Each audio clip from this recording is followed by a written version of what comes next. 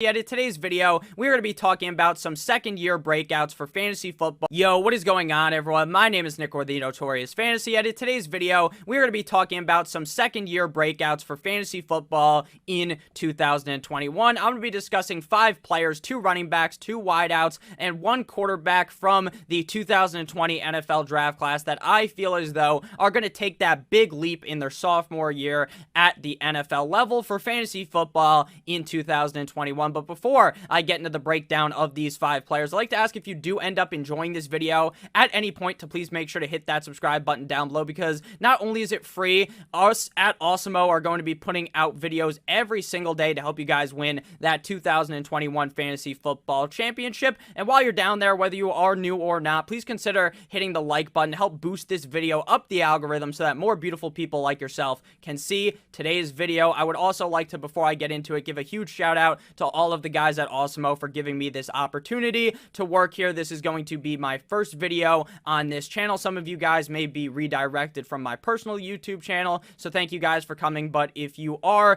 new to me, you can follow me on Twitter at NotoriousFNTSY. I'm going to be here for the long haul, so hopefully you guys do end up enjoying my content as well as the other content that's going to be posted on this channel. So without further ado, let's get into it. The first player I want to be talking about today is a running back, but the actual first player I wanted to be talking about today was running back Cam Akers of the Los Angeles Rams. The report was today that he ends up tearing his Achilles and he is going to miss the whole 2021 NFL season. A very somber thing to be reading before training camp even ends up starting. Normally, during training camp, injuries happen and you're like, you know what? It's not that surprising when things happen during training camp. Guys get hurt all the time. But when you see someone get hurt before training camp even begins, it hurts just a little bit more, at least in my opinion. That's going to move up Darrell Henderson a little bit, but that's not the point of this video. The point of this video is talking about second-year players, and the first one to be discussing is running back of the Baltimore Ravens, J.K. Dobbins. In 15 games last year, Mr. Dobbins finished as the running back 24 in PPR, 21 in half PPR, and the RB 17 in standard, averaging 11.2 PPR points per game, 10.6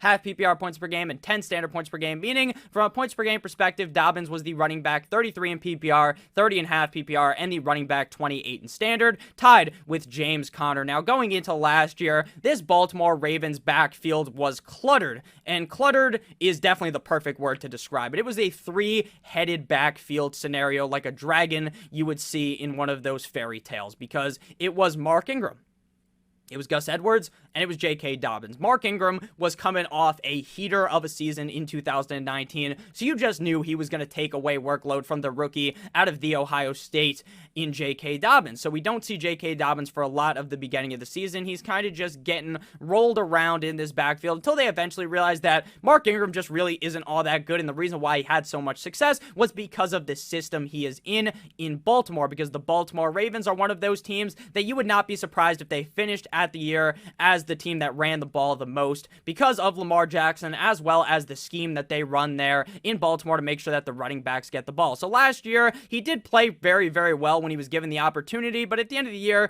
his finish was pretty much a wash. With the upside that he had going into last year, it was somewhat disappointing, but at the end of the day, you can see the light at the end of the tunnel in 2021 with the upside he has, because again, like I was saying, this is a team that really likes to run the rock. They get rid of Mark Ingram, so now it's just J.K. Dobbins and Gus Edwards, and there's a lot more opportunity here for J.K. Dobbins. Last season, Mr. Dobbins put up 134 carries, 8.9 per game, ranking 33rd at running back. He had 805 rushing yards, 16th highest at running back, and he also put up 24 targets for 18 receptions, 120 receiving yards, and 9 total touchdowns at the end of the season, ranking 16th highest at the running back position. Now, while none of those numbers are super special, you can kind of take them and throw them a bit out the window. J.K. Dobbins was a guy at the collegiate level at the Ohio State that has very solid hands, but he wasn't given all that many targets in his rookie season. I believe now, with the fact that he's going to be a sophomore, with the fact that he moves up the depth chart to be the #1 overall guy in this team, that he is going to be given a lot of opportunity to be touching the ball, whether that is rushing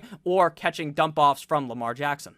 It seems to me that a lot of people in the fantasy football space are really discrediting J.K. Dobbins and are letting him fall too far in drafts. I'm seeing it become more and more normal that J.K. Dobbins is a third-round pick instead of a second-round pick, and I think that that is the sweet spot to be taking him inside of the third round. I would be very happy to have a running back on a team that is going to be running the ball as much as the Baltimore Ravens in the third round, who definitely has top 12 potential, especially if he is getting...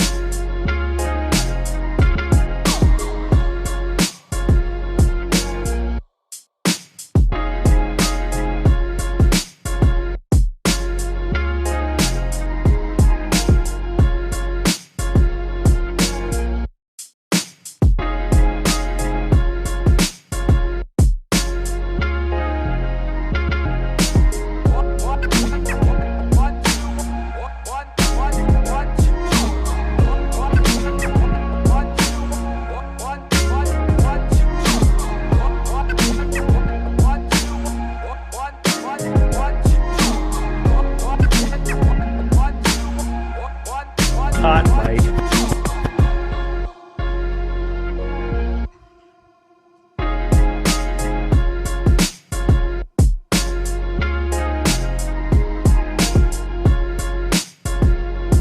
What is going on, everybody? Welcome to the MLB Deeper Dive here at Awesemo, presented by Jock Market. I am Eric Lindquist. I am sitting alongside my buddy. We were just being silly and goofing off here before the beginning of the show. Probably can't repeat anything or do anything that I was doing earlier, but either way, Adam Scherer, Ship My Money DFS. How you doing, my dude?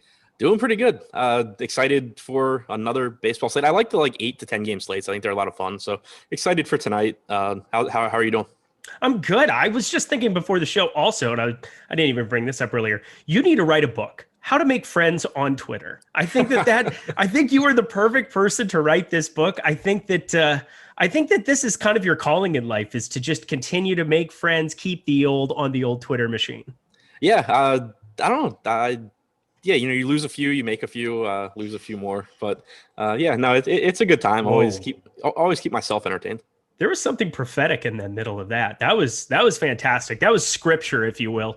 It's great to be on with you here. We've got an 8-gamer. This feels like a little bit of light work compared to some of the, I think we started off with an 11. They got trimmed to 10 on Monday. Tuesday, we were on together. We covered a 13-gamer in 75 minutes. I think eight games should be able to get you out of here on time, get everything covered. But as you're getting in the door here, as we're going live, hit the like button, hit the subscribe button, hit the notification bell.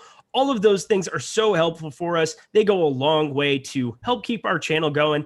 And while we're talking about our channel, we also have 2 other channels that I just want to bring up that you need to be following at Awesemo Fantasy. They're on Twitter. They're also Awesemo Fantasy Football on the YouTubes. That is where you need to be. And then also the Awesemo Odds page that we now have over the Awesemo Odds channel, if you will, over on YouTube as well.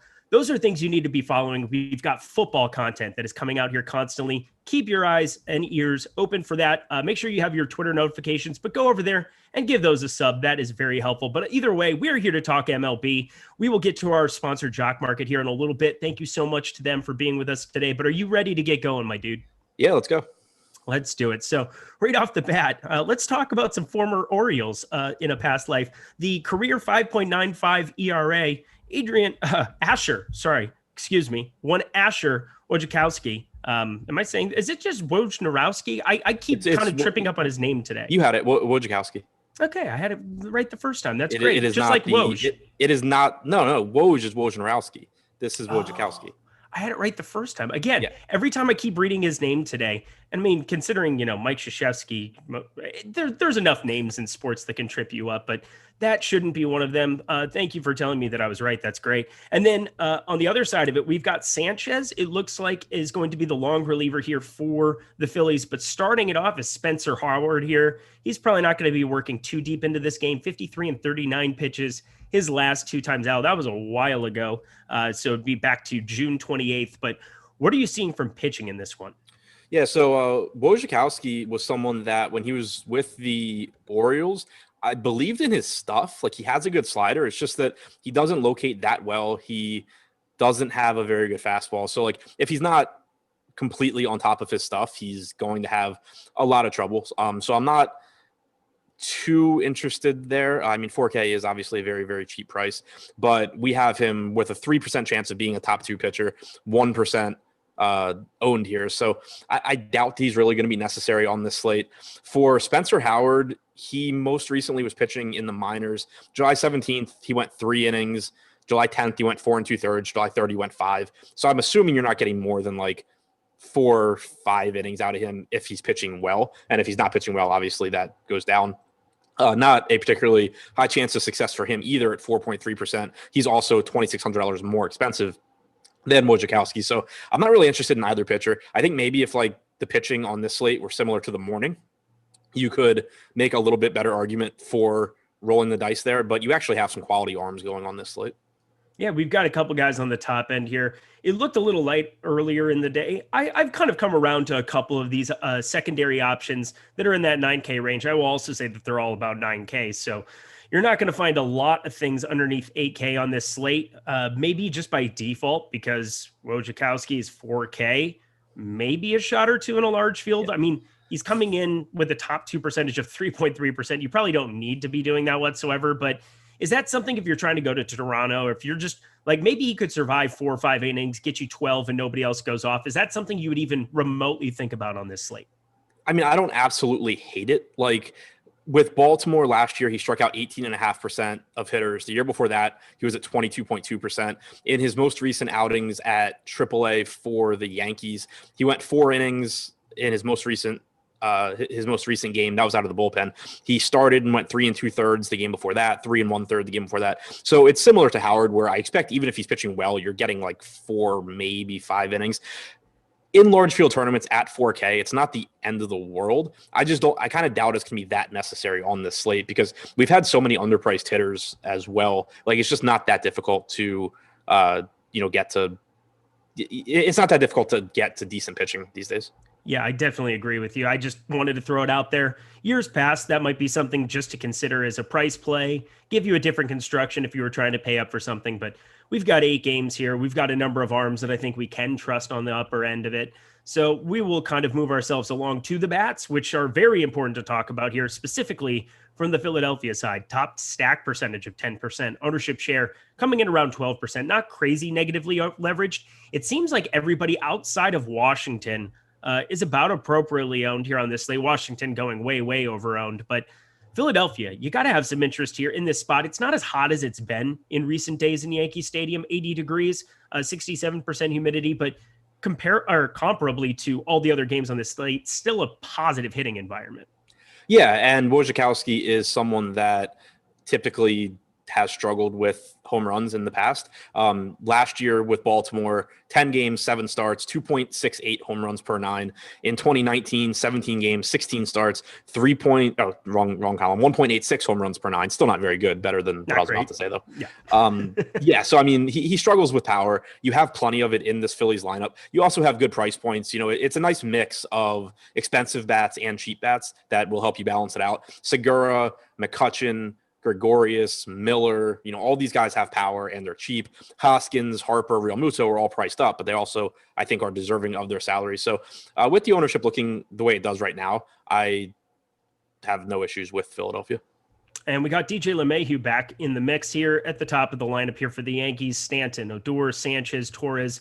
And then it gets gross. I guess Greg Allen's becoming a thing for the Yankees. I don't know why he's a thing. At least all those back end guys are cheap. Perhaps maybe that's the one argument you can make for them. But what are you kind of doing with these Yankees? They seem a little underpriced compared to what they normally would be for this spot.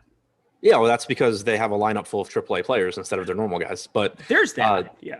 But I mean, to what you're saying, like Sanchez at 4,500 is pretty cheap. Stanton 4,600, LeMahieu 4,600, still decent prices there. But I mean, it's such a watered down lineup. It's hard to really love them. They're missing so many guys. You have Odor hitting third, who he has power, but a very flawed hitter. Gleyber Torres, I really have no idea what he even is at this stage. He looked like he was going to be a superstar. Now he looks like he has no idea how to hit a baseball. So I don't have a lot of confidence in him. Granted, the price tag also reflects his recent struggles. But the point here is that the Yankees offense is very watered down from where it normally is. No Aaron Judge, no Luke Voigt, no Gio Urshela. So it's more so you're hoping that you just get, an awful outing from Spencer Howard.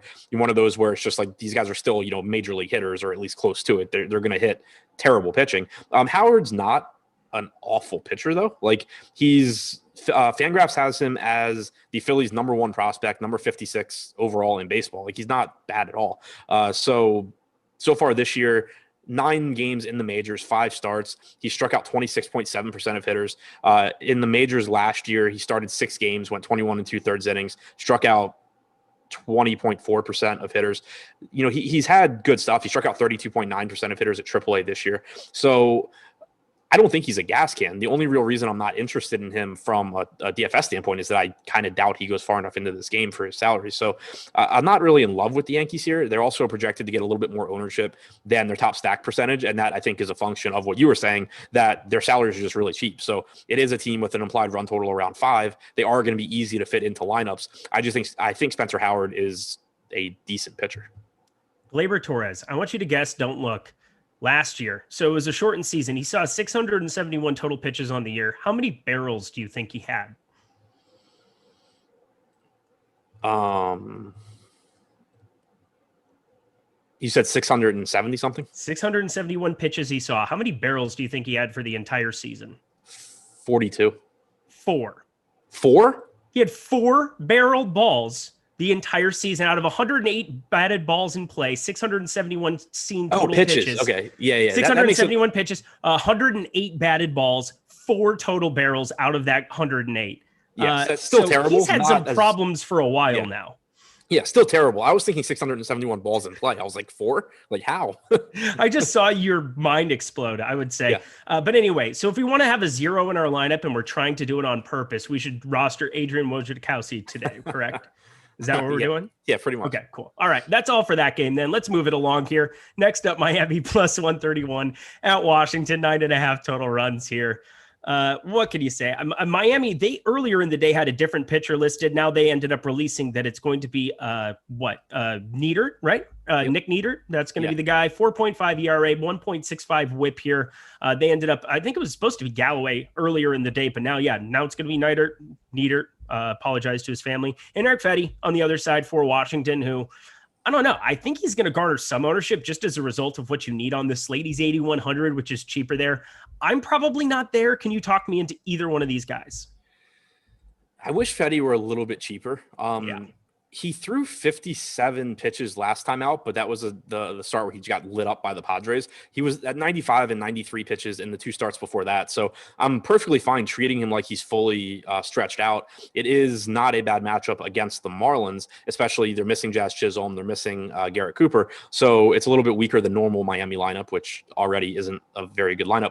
So I can see having interest in Fetty. The biggest issue to me is just that he's 8,100. He only has about a 20% strikeout percentage. Again, if this were the early slate and we had those pitchers, he'd look like one of the best options. But on this slate, he is competing with guys that have strikeout percentages up around 30%. And so it's going to make it a little bit more difficult to prioritize him. I still think if you're playing 150 lineups, he's a reasonable option. You probably get to a little bit. Right now, we have him with an 8% chance of being a top 2 pitcher, only about 3% ownership. So he's fine to mix in, but I think there is enough other pitching on this slate that I would get to before him. And then looking at the top stack percentages here for some of these batters, I mean, Washington, I cannot believe the number that I'm looking at here for Washington. By far the highest owned team on this slate, which they should not be higher owned than Toronto, even Philadelphia. That shocks me that you're getting such a good spot for them in Yankee Stadium. I'm not really even sure what to say about it. 83 degrees, wind's blowing in from left field here, so it's a decent enough hitting environment. Nothing crazy different. I mean, does this just speak to how bad the Marlins bullpen is as a whole? And I mean, I don't think Nieder's that good either. Looking at his minor league numbers, he doesn't get a lot of strikeouts. The one thing it looks like he does really well is get a lot of infield fly balls. Like if you look at his batted ball data, the ground ball percentage this year hasn't been great. Last year, must have been a small sample Yeah, okay, so it was only 8 innings last year. I'll say he got a ton of ground balls. This year, he's got 44% ground ball percentage at AAA, 37% in the majors. But his infield fly ball percentage at AAA was 23.7%, which is pretty high. That's been the case in a lot of his minor league seasons. So that's one thing that you're seeing you always have to pay attention to. Like, it's one thing to say, oh, this guy doesn't get ground balls and he doesn't get strikeouts, but you want to make sure he's actually giving up real fly balls. So that's like the one positive that I see in his data, but I still think it's a good spot for the Nats. I'm with you though. The ownership is the problem. And the reason they're getting so much ownership is you have the middle of the order. We don't have the actual lineup, but assuming they're going to have Turner, Soto, and Bell 2 through 4, those guys are relatively expensive, especially Turner and Soto, but they're also really, really good. And they're some of the highest upside plays on the slate. And then outside of them, the most expensive hitter in the Nats projected lineup that I'm looking at is Rene Rivera at 2,900. Josh Harrison at 2,500 is next. So it's just going to be incredibly easy to stack the Nats, still get their good hitters that you want, and then still get good pitching. So I think the Nats are in a very good spot. I like the Nats. I think I'll be using Soto and Turner and Bell as one-offs, or even mini stacks in lineups that are already contrarian. But I think there's a chance that just the Nats in general are overowned the way we projected because of how good of a value they are. And Alcides Escobar ended up testing negative on the wrist injury. Didn't break anything, should I say. I think they're probably just waiting to see if he's able to go. And maybe that's what it is that they're kind of holding out on, because that game's coming up here closely. So he's got apparently some kind of a deal where it's maybe some bruising, but he's been decent enough in the leadoff spot here for them of late. Still only a 381 X slugging here, fast-ish. I mean, he's not as fast as Stevenson and surely not as fast as Trey Turner, but has some speed on the base paths. That was kind of a guy that I did not expect to be hitting 300 at this point in the season after a couple weeks, but there he is, another Baltimore Oriole, just kind of exceeding expectations on another baseball team for you. So that has to feel great. On the other side here, Miami, Miguel Rojas, Isan Diaz, no thanks for either of them for the most part, but maybe the middle three, Marte, Duvall, Aguiar, I can get behind a little bit. If we're not going to be rostering Fetty, maybe some leverage to be had, or no? There's just, like, Fetty's not getting enough ownership right now that I really want to get there. If you look at what Fetty has done so far this year, 194 expected ISO to righties, 153 to lefties. He's had some issues in the past with right-handed power as well. Not a bad pitcher by any means, but if you wanted to go to like a Starling Marte, Adam Duvall, Jesus Aguilar, I think that's fine, but it's just not anything that's really standing out to me on this slate. Miami, middle of the pack in terms of top stack percentage, projected to be a little bit underowned. And it is a nice bump in hitting conditions for them going into DC in July, as opposed to playing in their stadium in Miami. So I do think it's an okay spot. But I think there's going to be several offenses that we like a little bit more, especially because, as you alluded to at the top of the show, the offenses at the top of the top stack tool, the offense is most likely to have success tonight. They're getting ownership, but they're not really projected to be that highly overowned. So I think it's a slate where maybe I end up just playing like the actual best offenses a little bit more than usual. Yeah, I think on shorter slates in MLB, I tend to play the best plays because people, I do think, get cute or jam value stacks. And I've heard Alex say a lot before that sometimes the easiest fade on a night is just the most popular value stack in certain spots. And you talked about the back half of this lineup. I do think that there's some value to be had depending on how it ends up turning out. If you get Hernandez at 2K, if you get Rivera under 3K, just another catcher to put into the mix. But everybody's going to want to play the same dudes there. Who was it? Charlie Guab in chat said that there were 4 Nats a little bit earlier that were all grading out phenomenally well. I think everybody kind of knows that those 4 Nats are the ones who are going to grade out well, specifically the 3 of Turner, Soto, Bell. There's really no way around it for them. But favorite batter, if you had to take one here from the Nationals? Soto. Yeah, definitely. Love that as well. And I also love when everybody checks out Awesemo Plus, because it's a fantastic thing that you need to be doing. $29.95 right now for an Awesemo weekly pass. It includes full access to our premium content and tools on Awesemo.com, including player projections, which ownership projections today for the main slate are free. So check those out for sure as we're talking through all the plays, ownership projections, our premium Slack channel, lineup builder, and so much more. And if you're a new user of Awesemo Plus Platinum, then you can take advantage of the promo code MLB Deeper Dive, which producer Jordan Klein behind the glass has so kindly put up on the screen. MLB Deeper Dive, all caps, one word. And then just to kind of like piggyback into this other thing too, we have 1 month of free Awesemo Plus Platinum. If you review our Awesemo shows on the podcast network, all of our shows are available there at awesemo.com/podcast. So what you're going to want to do, you're going to want to go submit a 5-star review. It's got to be 5 stars. You got to like us. That's kind of helpful to get free stuff. And then a Twitter handle or your Awesemo username included, and you'll be entered to win a free month of Awesemo Plus Platinum. We award one lucky winner every Friday, and your reviews are eligible for up to 1 year. So check that out as well. Good stuff. Boston plus 180 at Toronto, 10.5 runs here in this game. Both sides of this. It just looks like an offensive slugfest. Winds blowing out slightly, 70 degrees, 60% humidity here. Garrett Richards on one side, Robbie Ray on the other. So Robbie Ray going to be the major point of conversation here in the pitching department. I think Lance McCullers has a fantastic lineup that he's facing today going up against Cleveland. But Robbie Ray, we know the kind of danger that can kind of sit there for him against this Boston team. But for the season, you're not going to find many more strikeouts on any slate. 31.9% strikeout percentage here for the season. However, 47% hard hit percentage. What are you planning to do with a tricky spot for Robbie Ray tonight? I'm planning to have a lot of both sides of this game. And like, I know that's kind of a shitty answer, like, because it doesn't. It is. Yeah. Pick a side. Yeah. But it's just how it is. Like, Robbie Ray has some of the most strikeout upside on the slate.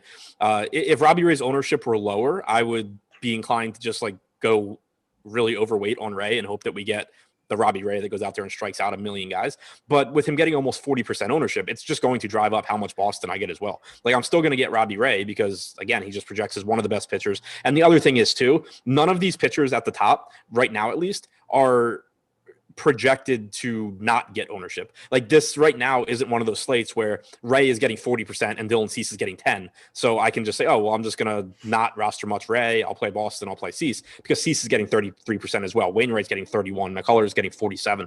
So I think the ownership on Ray is about where it should be. And I'll go there. But in lineups that I don't have Ray, I certainly want to get to the Red Sox because they're top stack percentage. They have a 7% chance of being the top stack, only about 4% ownership. Then you factor in the additional leverage of going up against a 35 to 40% owned Robbie Ray. And the one issue he has had, he's cut back on his walks. The strikeouts have been great. It's allowed him to get a little bit deeper into games. He's still allowed a 215 actual ISO, 186 expected ISO, 2 right-handed hitters with a 30.4% strikeout percentage. So if you're looking to attack him, you are looking for teams that have right-handed power.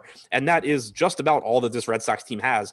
Rafael Devers, left-handed power. But outside of that, they have 8 guys that are either right-handed or switch hitters. They all have at least some semblance of power, from Hunter Renfroe up, maybe excluding Santana, depending on. You got to put Dahl back in there too. I mean, even the back half of this lineup, you've got 8 and 9 guys. I mean, Chavez, we've seen hit force and power, not this year, 265 expected slugging, but even in the 8-hole, 446 expected slugging for Bobby Dahlbeck, gets the ball in the air to 16.3 degree launch angle. I mean, there are no free outs to be had here in this lineup. Not at all. I mean, just looking at so since 2019, here's the expected ISOs for the Red Sox that are in. Kike's at 206, Santana's at 169, Bogart's 217, Devers 152, Martinez 309, Renfroe 299, Vasquez 175, Dahlbeck 308, Chavez 185. So it's just one of these teams where you can stack them so many different ways. You have value at the bottom of the order. You have massive upside at the top. You even have upside at the top with Danny Santana at 2,300. So there's just so many ways to go here. They're not getting much ownership, and they offer leverage against Ray. There's just no way around. There's no reason to pick a side here. Like, if you're playing 3-max, probably have at least one Red Sox lineup and probably have Ray in at least a lineup. If you're playing single entry, flip a coin. But I mean, it's like, I don't think either side is right, because Ray's ownership, I don't think is too high given his chances of success and where the ownership is elsewhere. And the Red Sox are pretty clearly coming in on their own. So I guess if I absolutely had to choose a side and could only play one, I'd probably lean toward the Red Sox, just because they do have so much working for them as far as offering leverage, both just in terms of ownership and versus Ray. But, again, it's not saying don't roster Robbie Ray here, because you don't have a lot of other choices. This is also why I think you should be playing multiple sites, Adam, of course, because you can go to FanDuel, where Robbie Ray's 10-6, 12.8% top pitcher percentage, because he's 10-6. He's $400 more than Lance McCullers, but he's getting 10% ownership compared to Lance McCullers' 27% ownership. So you can at least find some way to get a lower owned Robbie Ray in that direction. But it's very rare that you're going to find a baseball slate. We'll just call Robbie Ray 10K for the sake of conversation, but How many times do you see a 4.6 implied run total going up against a guy you're paying 10K for, in essence, on this kind of a slate? Not very often. Yeah, it's kind of surprising. I'm almost wondering if we see that come down a little bit as we get closer to lock. But at the same time, like, where's the ownership going to go? Because McCullers is already getting plenty. You look at Cease, the Twins have a 4.1 implied run total. You're not going to any of the pitchers we had talked about previously. Wainwright's already getting plenty. Urias is already getting some. I don't think people will go to Webb that much against the Dodgers. So, like, I don't really know where it goes if it doesn't go to Ray. Yeah, it's just an important talking point on this slate. I think having both sides of it is the right answer. I think for a lot of chalky pitchers that give up a lot of hard contact, but also strike out a bunch of dudes that aren't named Tristan McKenzie, because you can just write him off because that didn't go well for anybody who tried to get cute with that one. But I definitely think that on this slate, in this spot, on an 8-gamer, have both sides of it loaded up. From the Boston side, you said all the right-handed powers, so we've covered them here enough. 6.6 implied run total for Toronto. I'm kind of surprised that you're seeing less ownership going towards Toronto as you are Washington. Washington, 15.5% ownership share on DK, 13.6 for Toronto. Toronto, that just kind of makes them my favorite team to be going to on this entire slate. How about you? Yeah, I love Toronto here. And I mean, it makes sense because they are relatively expensive. But even here, you know, outside of the top 3 guys who all are very good and deserving of their prices, I think there's nobody that's 5K, you know, above 4,700 in the rest of the lineup. So it's not like the entire stack is really expensive. It's more so just the top is really expensive. The middle part is kind of middle of the pack. So they're not going to show up quite as easily in optimizers like the Nats are. Like, if you look at the, you know, the top value percentage in the top stack tool, only a 3% chance of Toronto being the top value, 11% for Washington. So I think that's why you're getting so much ownership going there. But that's also why when you're building lineups, tournament lineups in particular, you need to do something to account for the very large range of outcomes that hitters provide, and to get, you know, make it so that you're getting to the best hitters in your lineups, because that's where typically you're going to win tournaments, is with home runs and not with, you know, whoever has the best median point per dollar projection at hitter, because it just doesn't really matter that much when a home run is worth 14 plus points. So, you know, doing something to get to teams like Toronto, even though their point per dollar salaries aren't the best, is definitely something you need to be doing in tournaments. I will say, I mean, if you want to get different with Toronto too, there's 2 outfielders in Grichuk and Gurriel that are currently in our projections underneath 5%. That can kind of open up some possibilities. Put one of them, maybe not putting both of them into every single spot that you're playing Toronto. But I think just adding them into the mix, they just have so many bombers hitting ahead of them here. It's such a good spot for them. Pretty much every single spot is a good spot to be stacking up Toronto, because against a tough pitcher, they probably go underowned, and we know the potential. It's kind of like the same way I feel about the Padres, but in this event, they're just priced up in a place where not everybody can get up there, and they're not all playing the same batter like Tatis, because 1 through 5, they're just so deep. Anything else to kind of finish out with this game? No, just, I mean, it's kind of the most important game on the slate, I think, because both offenses have massive ceilings. One of the pitchers has a massive ceiling as well. So you just should have a lot of exposure to this game, whether it's Blue Jays bats, Red Sox bats, Robbie Ray, some combination of all of the above. Yep, definitely agreed with you there. Let's talk more offense. Texas plus 110 going up against Detroit, 9.5 total runs. That's a big total for a Detroit Tigers team, but that's what you get when you have Jordan Lyles matching up with one Matt Manning. Wow. First of all, Texas is somehow an underdog up against Matt Manning. I don't even know what to believe in anymore. Yeah, I mean, Jordan Lyles. What do you even say about pitching here? Are we going to talk about Jordan Lyles? Is he in play as somebody that we can take shots on in this range? Because I'm shocked that he's coming in 8.8% chance of being a top 2 pitcher here. If you just look at the top pitchers tool, he's in the upper half of it. That just tells you how bad pitching is on this slate. Yeah, there's pitching at the top, but there's not really pitching beyond that. And that's why I think, especially if you are someone playing 150 lineups, Lyles does have some merit just because he's so cheap. He'll open the door to allow you to get to some of the more expensive bats on the slate. You can still roster one of the top end pitchers with him. The Tigers have been pretty good lately. I still don't completely buy into it just because they shouldn't be that good. But Lyles also isn't a particularly good pitcher. For the season, he has an 18% strikeout percentage. He's allowed 2 home runs per 9 innings. It's more likely than not that the Tigers have success against him here. 213 expected ISO to righties for Lyles this year, 175 to lefties. I think Akil Baddoo looks very good at 3,300. I think Jonathan Scope is a spot you can pay up for to 4,800. Eric Haas in the lineup is a bit disappointing, but I mean, I don't think it's likely Lyles has success, but I don't think it's likely that basically any pitcher below like $8,000 on this slate has success. So in larger field tournaments, I think it's okay to get some Lyles. You just have to understand that it's Jordan Lyles. Yeah, I was basically making that point this morning as well, where I just didn't see anybody underneath 8K where I'm like, they could possibly get me 20 fantasy points. And there's just everybody over 8K, well, specifically over 9K other than Kyle Hendricks, because I will never believe in him. But I think everybody else has the potential of at least getting there, has showed like that potential. And I just don't see it underneath 8K on this slate. I think I'm going to have a pretty limited pitching pool. If you want to try to get different in order to just stack up Houston and Toronto together or something ridiculous like that, go ahead, eat your heart out, but not going to be a priority for me. Let's talk bats and offense here. Is it going to be the usual suspects here? Dallas Garcia, Nathan Lau, Joey Gallo. I mean, 1, 2, 3. How can you not like them against Matt Manning, who on the season giving up a 487 expected slugging? Yeah, like there's a part of me that just like wants to roster Manning at 4K every chance that I can, just based on his pedigree and the fact that it's just so bizarre how bad he's been in the major leagues. But then there's the other part of me that is aware of what he has done so far in the major leagues, and that is strike out less than 10% of hitters from either side of the plate. 157 expected ISO to lefties, 206 to righties. I mean, so far he just hasn't been good in the majors, and I think at the very least it's going to make the middle of this order look very, very good. You know, Nate Lowe at 4,100, Garcia at 4,100, Gallo at 5,100 against a guy that does not miss bats. That's just a phenomenal spot for Gallo. You know, Hicks is cheap and has some power. Dahl is cheap, batting 6th. So the Rangers look like a pretty good combination of value and upside. Right now, they have the 5th highest top stack percentage. They're coming in a little bit overowned, but that's not as big a deal when you consider how much value they're offering as well. Like, I'm more concerned about the fact that the Nats, who are another team that offer a lot of value, are projected for an ownership share twice as high as their top stack percentage, as opposed to Texas, who is, you know, a little bit higher, but not doubling it up. So I do think Texas is in a pretty good spot here.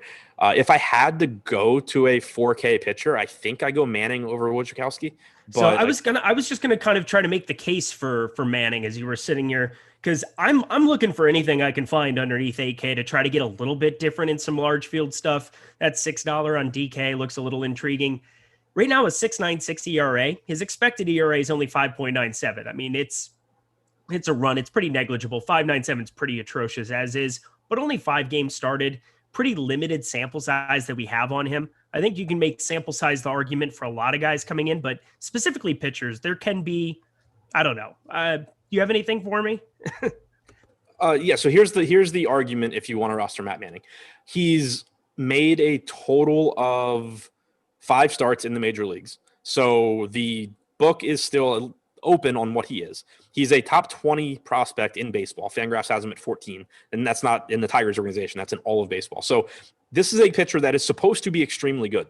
He has been extremely bad in a variety of ways. There's nothing about what he has done in the major leagues that you can point to and say, this is why you should roster him. If you're rostering him, it is solely because you are just saying, okay, I still think this guy has talent. He's only made 5 starts in the majors. He's as cheap as you possibly can be, and other people aren't going to do it. So that's literally all that it is. If you get to him, like I doubt it's even necessary on the slate, but if you get to him, it is just saying, I'm going to get a good pitcher to go with him. I'm going to get all the bats that I want, and I'm just going to hope that this guy who has been great through the minor leagues, I mean, even this year in 32 innings at AAA, he struck out 25% of hitters. I'm just going to hope that this is where he figures out how to throw a baseball at the major league level. I will also say 3 of his 5 games have been positive DK points, and they've been right around 10 points. But sorry about that, everybody. Allergies are the absolute worst. I almost died. I tried to play it off as nothing was happening there. I almost died as I was talking. Good times. You could have seen a death on air. I think that would have blown up the Awesemo YouTube channel. A little different than cutting your eyebrow, for sure. Probably a little bit more extreme on that side of it. But going to the Detroit side, you said they've been a little bit improved here of late. We've talked about all the things there. Scope, for sure, you liked. Anything else to round out this game? No. It's a game where I think the offenses are the priority, but both pitchers are cheap enough, and in Lyle's case has shown enough upside. In Manning's case has the pedigree where I don't hate them if it's like an emergency. Alrighty. Well, let's talk a little Jock Market here. We're at the halfway point of the show. Definitely check out Jock Market because it's a really fun place to play. They've turned fantasy sports into the stock exchange. So forget about worrying about the end of the game. Forget about trying to wait till the end of the night. You can go on Jock Market. You can buy and sell shares directly at every single moment of the game, every hour, every minute, every second of it. So pre-game IPO, pick up the shares of your favorite players, then buy, sell, or hold during the game based on your analysis. Download the app to get started and use our exclusive Awesemo promo code for $50 bonus using the promo code Awesemo for your first deposit. That is an exclusive offer only to the Awesemo community, so definitely be taking advantage of it. I think something that I really like to do on Jock Market, finding just two pieces. If you can find two cheaper pieces that nobody's picking up from some of these unowned stacks, I try to combine two guys together that can be correlated. So if you're looking at something like Detroit tonight, 4.9 implied run total. Not sure how much you'll have them in DFS and spots, but they're in a decent enough spot. Combining Badu and Scope or Scope and Grossman together, you're going to get them for so cheap compared to the Vlad Guerrero Juniors and those guys. And if they hit a home run, you're moving up the board substantially just for like $1 or $2. So I really like kind of taking that strategy on Jock Market. Take a look at it, play around with it. I guarantee you'll have a good time. It's really, really fun to do in real time. Let's move ourselves along to Minnesota plus 139 at Chicago White Sox, 9.5 total runs here.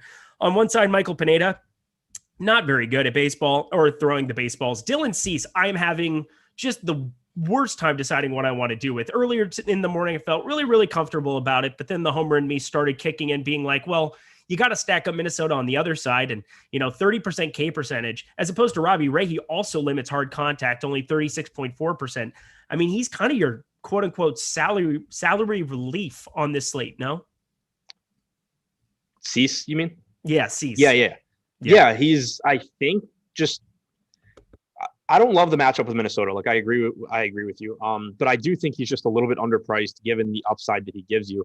His strikeout percentage is 30%, like you said. Ray is 31.9, so it's a little bit lower. His walk percentage is higher, but so he's not as good as Robbie Ray, but he's also $1,300 less expensive.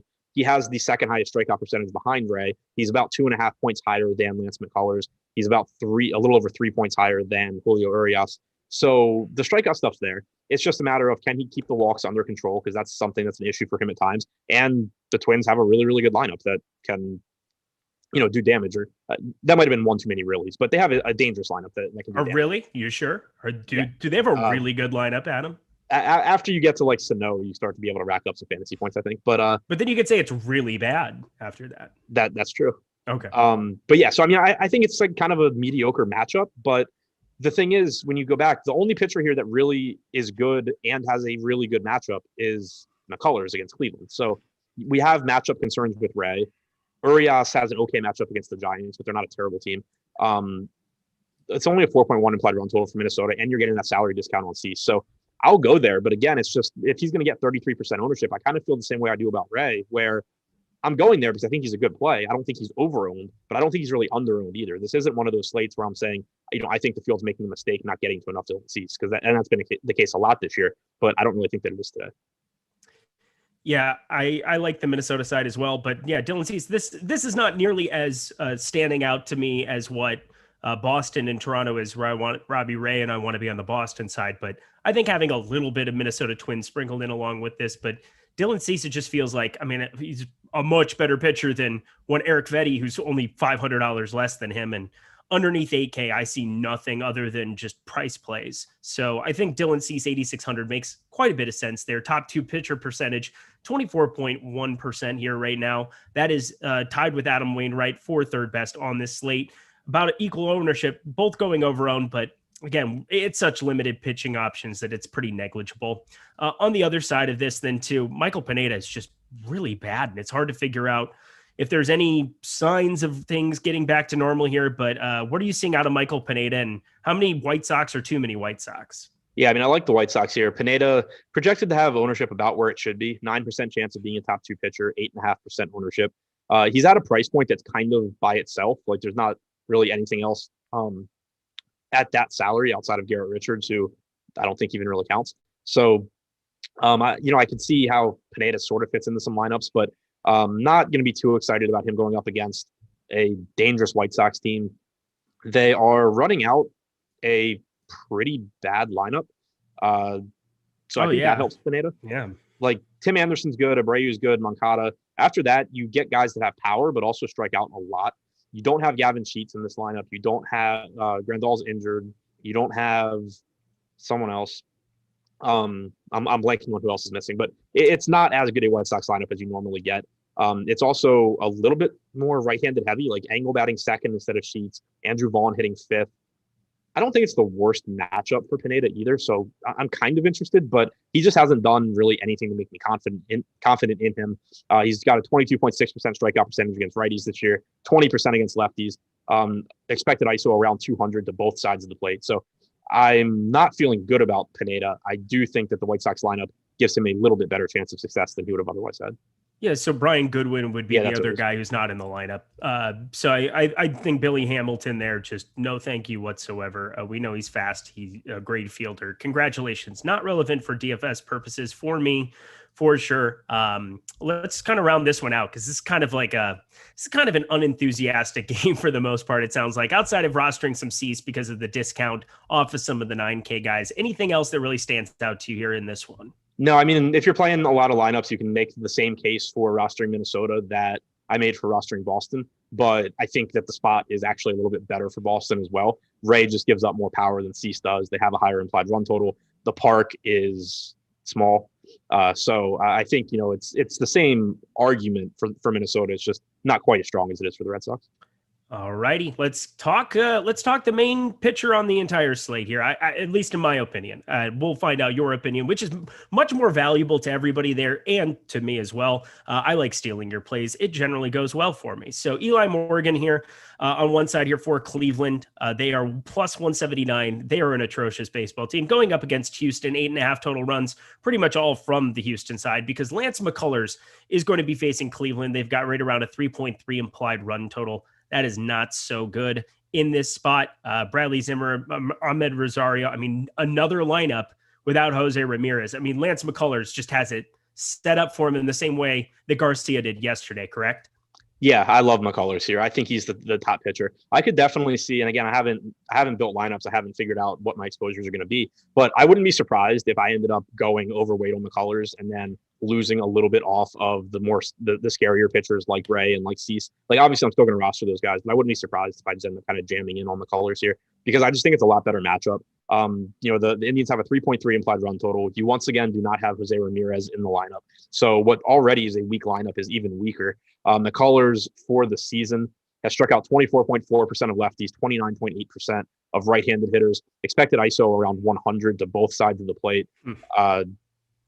Gets a lot of ground balls. The only real issue with him is that he walks some guys, but beyond that, there's not much to be concerned about here. I don't think he's only $200 more than Ray. I expect to get to a lot of Lance McCullers. Yeah, and on a FanDuel, just considering that he's less than Robbie Ray, you don't have to think about it too much there. I know he's getting a lot more ownership. He should be getting a lot more ownership in this spot. It's a terrible, terrible Cleveland lineup. I mean, Zimmer, Rosario, Hernandez, I don't even know. Can we talk about some leverage there? I mean, maybe McCullers comes in higher owned. He's nearing 50% ownership. I mean, can I talk you into any Cleveland bats whatsoever? Okay, so in like the $6 tournament on DraftKings with 47,000 people, I don't think it's bad to go to anybody against like a 50% owned pitcher, especially when McCullers is very good, but he's not Jacob deGrom-esque. And also given just the volatility that we've seen in top end pitching over the last month or so. So I think it's okay. I still, if I'm taking that approach and looking to go to offenses against popular pitchers, I'm more inclined to go to the Red Sox. I'm more inclined to go to the Twins because I just think that they are more dangerous offenses than Cleveland. I think Cease and Ray are more likely to struggle than McCullers is. Not saying I think that they are likely. I just think more so than McCullers. Mm-hmm. So, the Indians, anytime you can stack against a 50% owned pitcher, it's okay. But I would be allocating more of my exposure to Minnesota and Boston.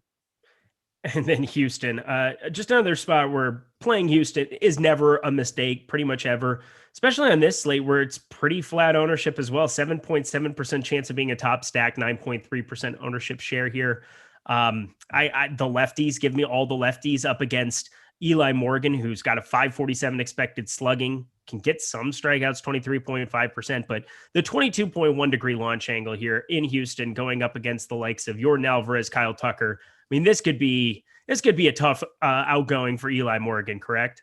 Yeah, he's not someone that has very good stuff. He has a really good changeup, and that's about it. That's actually why you see a 26% strikeout percentage to lefties compared to only 22% to righties. But the issue is that he still gives up power to both sides. 266 expected ISO to lefties, 267 to righties. He throws like 90-mile-an-hour fastballs. He's got to basically have perfect command and then be able to set up his changeup to get guys out. It is unlikely that's not really something that succeeds very often in the major leagues. When it does, it's always, people talk about it for years, like Kyle Hendricks. Like, you have to be just like kind of like a unicorn for that to succeed in the majors. It hasn't for Morgan so far. We mentioned the expected power numbers. Overall, he has allowed 3.08 home runs per 9 innings. That's not very good. You're going up against a Houston team that has a lot of power throughout the lineup, but especially 1 through 6. I like Houston here. And like you said, the ownership, they're projected to be a little bit overowned, but the ownership is pretty flat. Anything to finish out this one as well here? Play Houston, play Lance McCullers, don't play Cleveland anything. Yeah, pretty much that. Okay. Hey, we're so good at analysis. Look at us go. Fantasy football analysis. That's the next thing you guys need to be worried about. I talked about it a little bit earlier, but it is coming up here so quickly. I got to do a video today with Laffy. Maybe that's why my voice is falling apart here, because we both like to talk a lot about football. And Laffy likes to talk a lot about anything. Well, Laffy's great at talking about things. So there's that. I know you guys have your odd couple routine, so I don't want to interfere with anything going on there. I know you guys love each other deep down inside, even in places you won't admit, but it was a blast to be able to talk about it. It got the bug going for me. If you guys are doing best ball drafts, if you're doing season log drafts, which are starting to pop up here and there amongst the industry folk for sure, use the same data and analysis. Go over to Awesemo Fantasy on Twitter, at Awesemo Fantasy, and at Awesemo Fantasy Football YouTube channel. Those are important things. And then we also have the sports betting YouTube channel. That is the Awesemo Sports Betting channel. And it's Awesemo Odds, I believe, is the name of that. We're putting up content all the time for it. We've got Josh Engleman coming up on the show after this. They started putting over the breakfast menu, which is fantastic stuff. I mean, also, can we just talk about Josh Engleman calling Frank Kaminsky yesterday from the absolute other realm? It was a fantastic call. And if you want some of his smarts in your life, check out the breakfast menu in the mornings. Again, that'll be going on at the Awesemo Odds YouTube channel here from now on. So be following that, be subscribing to that. That is going to be essential come football season.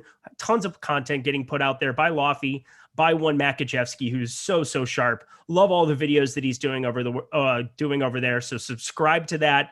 Check out everything. That's about all I have to say about that. But start your draft prep with us here at Awesemo. We got 2 games to kind of round this one out. Chicago plus 115 at St. Louis. On one side, we got Kyle Hendricks, who I've never believed in as a pitcher, but I find it just insane that he has like a 3.5 strikeout prop that's going around the industry here today. And MLB Prop Tool strikeouts, that's a great place to go check out, to go find some of that information as well. But that is a low number for a guy who's priced up at 9.1K over on DK. Adam Wainwright, I think, is kind of the interesting guy to talk about, but talk about both these pitchers for me. Yeah, I'm more interested in Wainwright here. He's been kind of surprisingly good this year.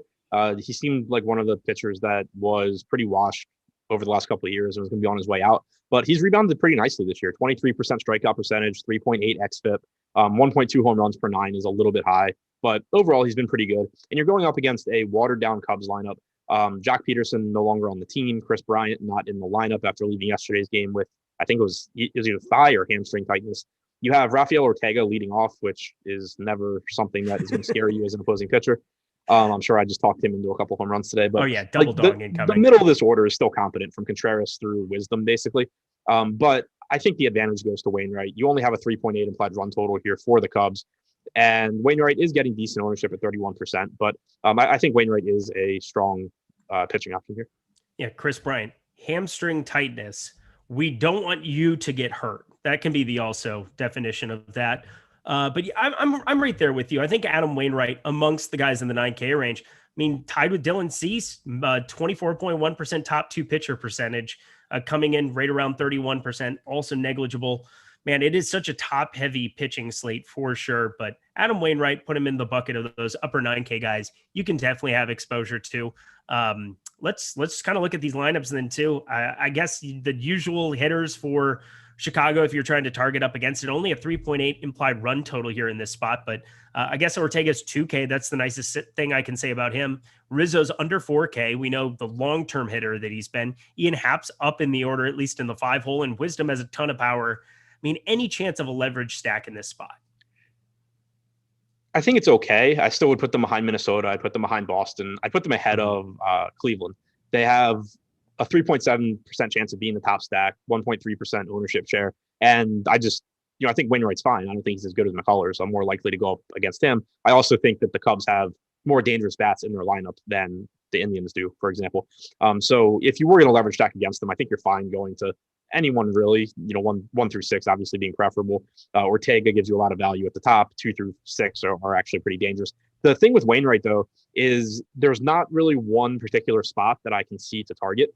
A lot of times you'll see a pitcher that when they do struggle, it's with, for example, left-handed power. That hasn't really been an issue for Wainwright. 156 expected ISO to lefties, 138 to righties. So it sets up more to me. Like, I can't pinpoint one guy that I think is a really dangerous matchup for Wainwright. So it's more like if he doesn't have his best stuff, this whole team can take advantage. But if he does, there's not one individual guy that I think is particularly difficult for him. That's I think that's the sharp way to look at it.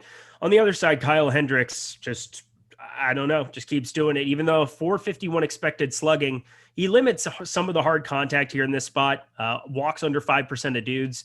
Those are both nice things. But yeah, not getting any swings and misses, 17.9% K percentage. It's decent enough St. Louis lineup. What are we doing with them? Yeah, I do have some interest in the Cardinals. I wish they had more left-handed bats. They have the second lowest top stack percentage. They are projected to be a little bit under-owned. Hendricks in particular has struggled with lefties this year. 204 expected ISO to lefties, 356 expected WOBA, compared to a 158 expected ISO and 313 expected WOBA to righties. He hasn't struck out guys from either side of the plate, but the power numbers have been better for lefties. The only left-handed bats or guys that will be hitting left-handed in this lineup are Dylan Carlson leading off and Tommy Edman batting 7th. I think Carlson's a very good value at 3K. You certainly can go to the power bats in the middle of this order as well, even though they're right-handed, like Goldschmidt, Arenado, O'Neill, even DeYoung at shortstop. But the layout of the lineup just makes me a little bit less interested than I normally would be. I do really like Dylan Carlson, though. I mean, they could have played Matt Carpenter as a lefty. Yeah, I think I'm okay with what they did. Okay, yeah, then it's probably a good decision. When that's your other option, you're probably making the correct decision to do anything else. Yeah, pretty much. Okay, perfect. They should probably just acquire some left-handed bats.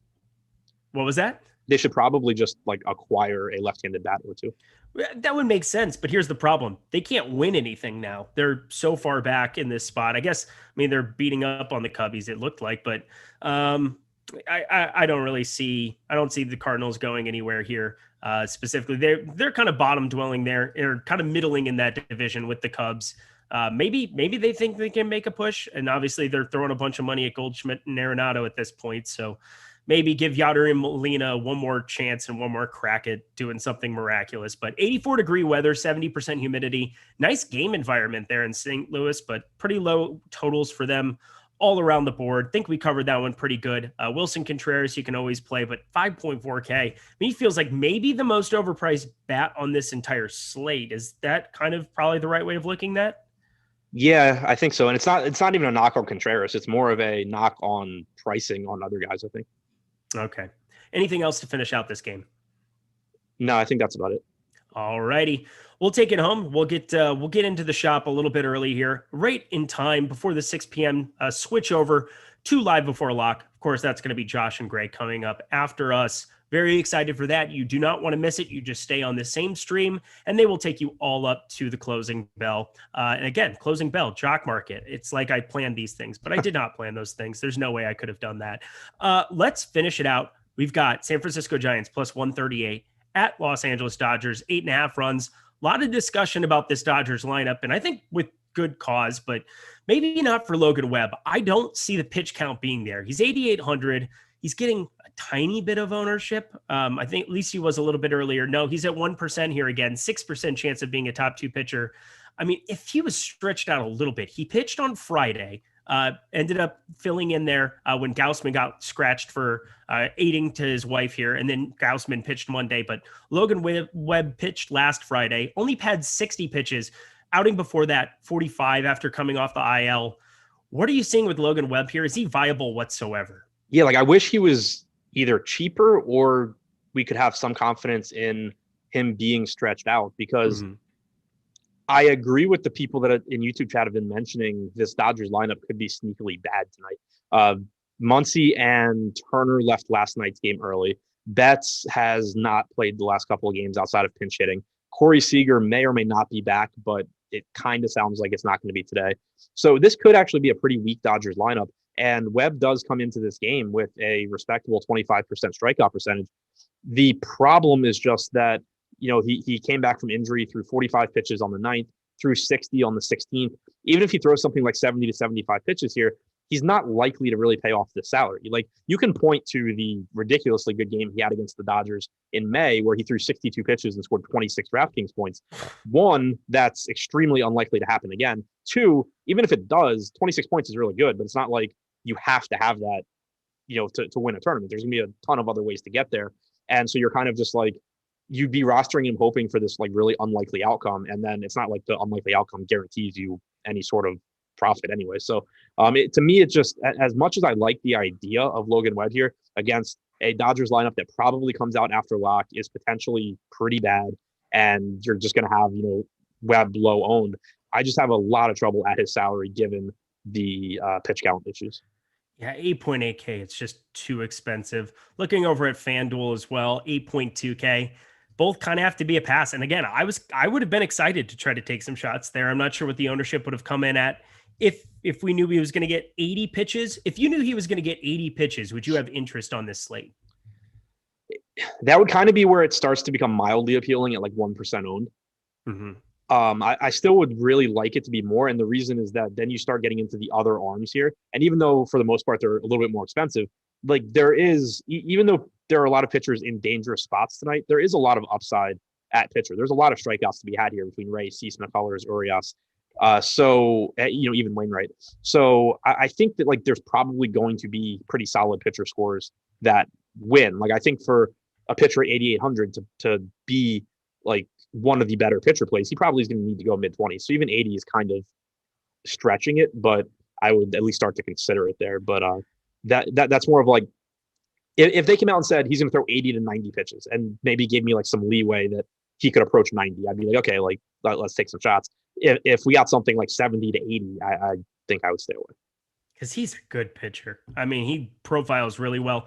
Gets the ball to just go into the ground too. Only a 0.3 degree launch angle here on 154 batted balls in play. That is nifty. On the other side, Julio Urias, we've got 32.1% hard hit percentage. Fantastic in that department. Expected slugging a little bit higher, 410, not the best, but 26.8% K percentage. He kind of feels like if you're going to go to somebody and get some massive leverage off of McCullers, off of Ray, off of Wainwright, I mean, you kind of go his direction, but the ownership is still kind of there at 25%. How are you going to handle Urias in this spot? Yeah, I mean, the ownership's kind of there. He's kind of expensive. He threw 101 pitches 2 starts ago. Other than that, he's thrown between 80 and 90 pitches in 8 of his last 10 starts. One of them, he threw 96, and then the other one, he threw 101. So he does get deep enough into games, but they also have a somewhat short leash on him for the salary. So I think that's a concern, but it's also probably reflected a bit in his ownership. Projections on him are just gonna be a little bit lower than they would be if we knew that we could get 6 or 7 innings out of him. I think the matchup against the Giants is fine. I think Urias is good. He struck out 26% of righties this year, 29.5% of lefties. He sold righties to a 146 expected ISO. Lefties have done some damage with a 219 expected ISO. But that's not something I'm going to be overly concerned about, especially because the only left-handed power bat that's likely to be in the lineup for the Giants is Yastrzemski. So I do like Urias here. I think I prefer just getting more McCullers for $400 more. But I think Urias at 2,500 does give you a little bit of, it's a nice pivot off of Robbie Ray, who's projected for about 15% more ownership. All right. That's fair as well. You said Mike Yastrzemski, probably your favorite bat from the Giants side. Probably no interest in going crazy with him. Yeah, I mean, I doubt I really get there at all. I think Posey's probably actually the most useful just because he's a catcher. But yeah, I mean, Urias is just a good pitcher. I'm not really looking to pick on. And the Dodgers yesterday, I should have said it with my chest. I said Chris Taylor was my home run call, and I kind of backed off a little bit. I had way over the field in tournaments at least, and guy goes out and he ends up being the highest scoring batter there on the slate. That was not expected, but in the event that you get a watered down lineup here and it's no Betts, no Muncy, I don't know. How do you handle this? If you're getting a limited amount of Logan Webb, who I think is a fantastic pitcher, and you get into this Giants bullpen, I mean, is it viable late night hammer to be stacking up the Dodgers whatsoever? I think it's always viable to stack the Dodgers. The problem is just that, for one, it's not a good matchup anyway. For two, there's like 4 different question marks in this lineup. So it's basically going to involve late swapping, which, like, I know I personally, I mean, I have a process for late swapping, but I don't think it's a great one. I just think it's hard to late swap in baseball and still kind of keep things how you want it to be, unless you're going to do it by hand, which if you're playing 150 lineups, I'm not, you're probably not either. So it'll keep the ownership down on the Dodgers. The point is, I don't think it's a very good matchup. You do need to be comfortable with your ability to late swap, and 2, plan on being around to late swap when you get their lineup, if you are going to play them. And you also have to understand that there's a decent chance that when you do get that lineup, it is full of guys that you did not actually want to play. Yep, 6.1K for Mookie Betts and 5.9K for Max Muncy. Good thing you're getting such a discount on them. Very helpful. You end up leaving like 6K on the table when they lead off with somebody else. I mean, Chris Taylor would definitely probably lead off 5.5K. Doesn't feel like the right pivot off Mookie Betts, but yeah. Well, I was gonna say, like, the nice thing is at least the guys, like, if you project Betts and those guys in, you'll have the salary to swap to whatever the lineup actually looks like. The thing that sucks is this game starts 2 hours after the Cubs Cardinals game. It's on an island, so you're not going to have like really other teams to go to if those guys are out. You're going to just end up with a bunch of money left over. Yeah, just make sure you pay attention to what that position is too. I mean, McKinstry can at least be put in the outfield, 3.9K if he ends up in there. But that is pretty much it. Anything to finish out with this game? No, I think just overall, I think this is another pretty fun slate. Like I thought this morning's slate was fun in terms of just there wasn't really anything that was really good, so you could just kind of go against the field in a lot of spots. I feel kind of similarly on this slate. There's a lot more talent, but there's also just a lot of like still kind of question marks or just dangerous matchups where I think it sets up as another really fun tournament slate where you can just look to leverage against the field a lot. Well, we got through another one. It was fantastic. Always love working with you. Always love the opportunity to talk a little long ball with you. MLB Live Before Lock coming up right now with Josh and Greg. They're going to take you guys all the way to first pitch here, the 7:05, the lock time, should I just say. And then, of course, Ben and myself got to plug this. We've got PGA Live Before Lock coming up tonight, back to its original OG time, 8 p.m. Eastern time, leading you guys talking about the 3M Championship up in the Twin Cities in Minneapolis, in my home grounds. But either way, hit the like button, hit the subscribe button, and the notification bell on the way out. He's Adam, I'm Eric. We'll catch you later.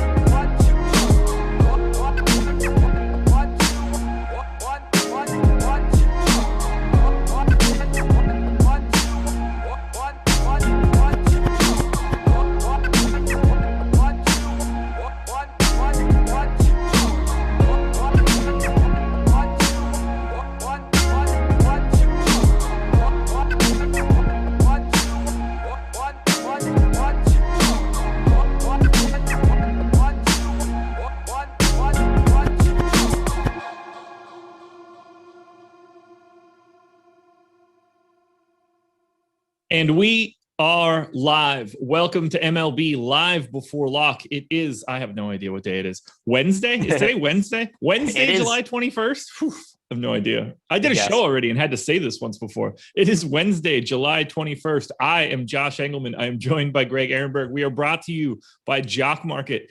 We've got an 8-game MLB slate to break down. We've got plenty of time to do so, plenty of time to close this one out with your questions. It's going to be a good one today. I hope you guys are excited. I know I am. Greg, what's up? We've never done a baseball show together before. This is new territory. It is new territory. We don't have a choice at this point, unless we're switching to Olympic basketball or WNBA basketball. We are out of NBA for a couple months. Yeah, I didn't even know that there was going to be Olympics for DFS, but there it is. It's in the lobby. I guess I should have guessed that was going to be the case, but it's there. Yeah, now that we've done DFS contests for simulated video games, I think all bets are off for anything that could have a contest now. You kind of just have to put it in there. So yeah, hey, I don't know how skiing is going to work, but where there's a will, there's a way. I cannot wait to get into the rhythmic gymnastics DFS contest. I'll be all over that bad boy. Either way, 800 viewers, 118 likes, not nearly enough. Hit that thumbs up. Helps us out a ton. Subscribe to the channel. Hit the notification bell so you know when everything goes live. But while you're subscribing, pull up an extra tab. Go to Awesemo Odds channel. That one's new. Subscribe there. Go to the Awesemo Fantasy Football channel. That one's new. Subscribe there. Why would you want to miss any of our content? I don't think that you do. So just go ahead and subscribe. 8 games. How you feeling about this slate? It's kind of interesting because the pitching, it's very hard to find cheap guys that I like. So there's certain guys I'm just throwing into lineups as salary savers as SP2 on DraftKings. FanDuel's a little simpler just because there isn't all that need often to save salary at pitcher. For DraftKings, though, I think the ownership is pretty appropriate on a lot of these pitchers. At first I'm like, well, that's a lot of ownership for Robbie Ray going against the Red Sox. Maybe I don't feel comfortable with that. And then, I start to build lineups and there's no way around it. Lance McCullers, he's super popular, but also don't see a way around it because I don't want to all of a sudden get to be like, hey, Kyle Hendricks isn't picking up that much ownership, but he sucks with no strikeout upside. So I don't want to have 30% of Kyle Hendricks or anything like that. So there are some cheap guys just kind of punted with that I don't feel good about at all, but I'm playing a lot of the chalk pitcher today. I think there's no real way around it. Lance McCullers looks fantastic. He's pulling a ton of ownership. I think it's fully warranted. Robbie Ray pulling a ton of ownership. I think it's warranted. Dylan Cease pulling a ton of ownership, warranted. The 5 guys that are pulling all of the pitching ownership today on DraftKings are very clearly the 5 best guys that you can get to. There's not a ton of ambiguity, which is, I guess I'm okay with it. When it comes to pitching, I'm okay with that. Hitting, you could really get into a couple different buckets if you want to. It's a little flatter over there, but we're going to talk about all of it. What were you going to say? Yeah, I was going to say, I have tried to differentiate with pitching a lot more recently than I have basically at any other point where I played MLB DFS. I really pivoted pretty hard in my strategies in the middle of the season this year, just because the change in the foreign pitcher substance, which I'm sure people are annoyed about. I brought it up 8 million times over the last few weeks, but it's brought in so much more variance to high-end pitchers than we ever had at any other point. But for this particular slate, it's like, what am I doing? Am I going to go rush, Eric Fetty just to be different? And the answer is no. Well, there you go. Let's dive into this. We're going to rip through each game quick so we can get all of our thoughts out of there. And then we'll have plenty of time to take some questions and everything. And obviously, we need as much time as possible to wait on Dodgers Giants. I don't expect to see it, but, fingers crossed, maybe we get one side of it if we could. So let's start here. Yankees and Phillies, coin flip game, 50-50, 5 runs on both sides. Asher Wojciechowski, Spencer Howard.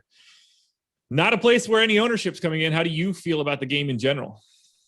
It's with Asher or Wojciechowski as the starting pitcher for the Yankees today. A couple things to keep in mind. Number one, the Orioles have the worst pitching staff we've probably ever seen in baseball. It's just absolutely abysmal. And he was so bad for Baltimore that he didn't even make their roster this year. So, that's a pretty big red flag. The Yankees are in a situation where just pitching is in such bad straits. Like, hey, we need Asher Wojciechowski after he had a 6.81 ERA with Baltimore last year, and all of a sudden he finds himself in the mix for them. So, the pitching is terrible from the Yankee side of the game. I don't really know what else to add to that other than, the Phillies are a team to stack. They're picking up a whole bunch of ownership, though. Okay, so we can very quickly ignore both pitchers. That wasn't all that surprising to me. I am not going to be playing any Spencer Howard. I am not going to be playing any Asher. So let's talk a little bit about the bats. Phillies pulling a pretty sizable amount of ownerships. Ownerships. Oh my God, I hate myself for even saying it like that. Yankees, not super far behind. They are also pulling it as well. Do you have a preference in this game from a bats perspective? The Phillies, just because it's an easier matchup. So sure. I have more exposure to the Phillies as a stack. And let me also check, because last I looked, they're a little bit overowned on DraftKings.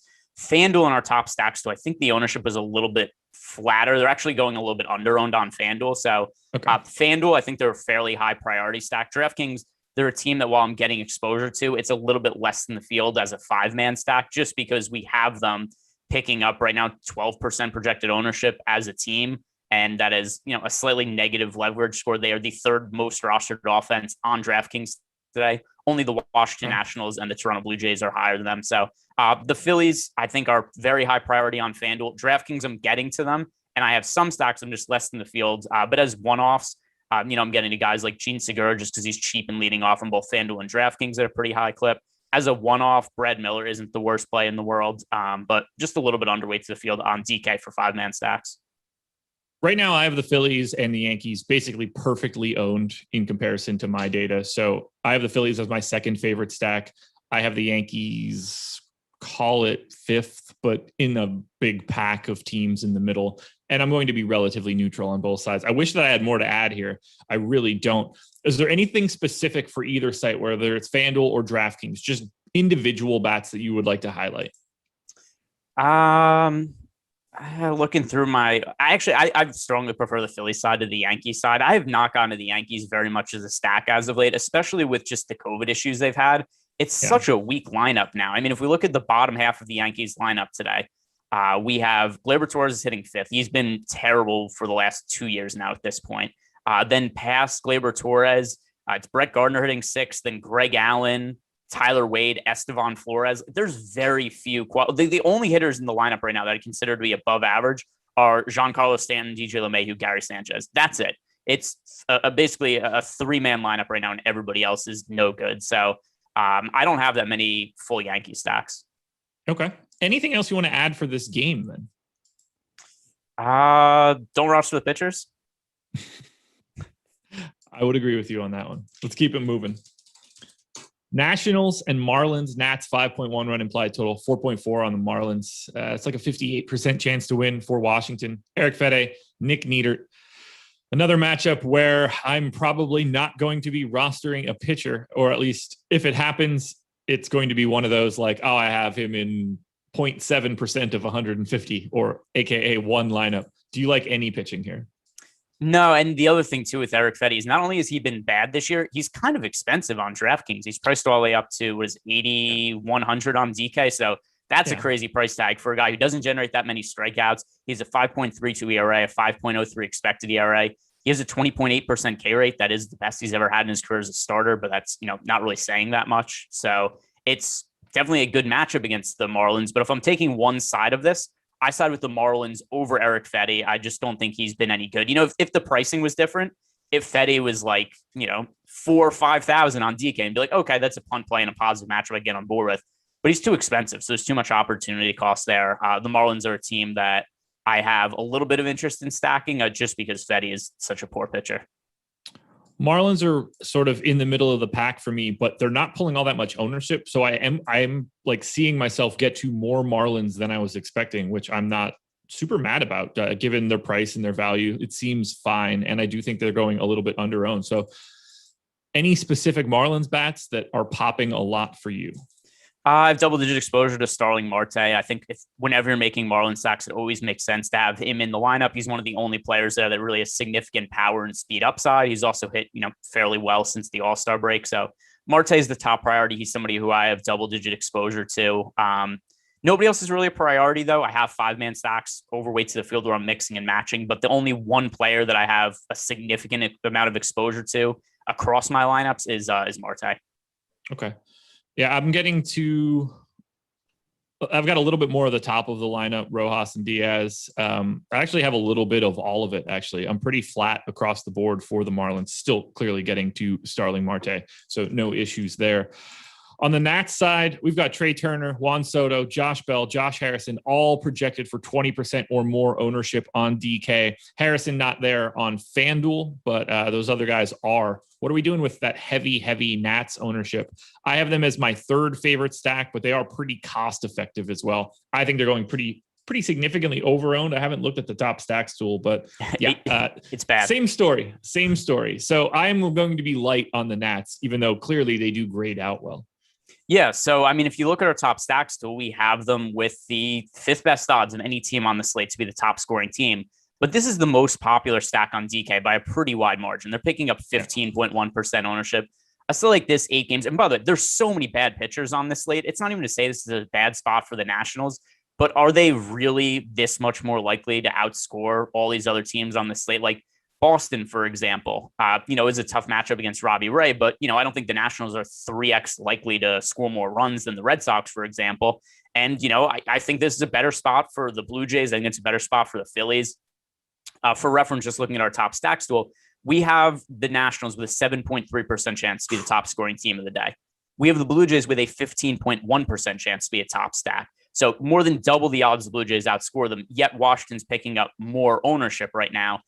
They're really popular. I don't have any 5-man stacks from them. This is a team I'm just leaving out of 5-man stacks. There's some players I'm using as one-offs.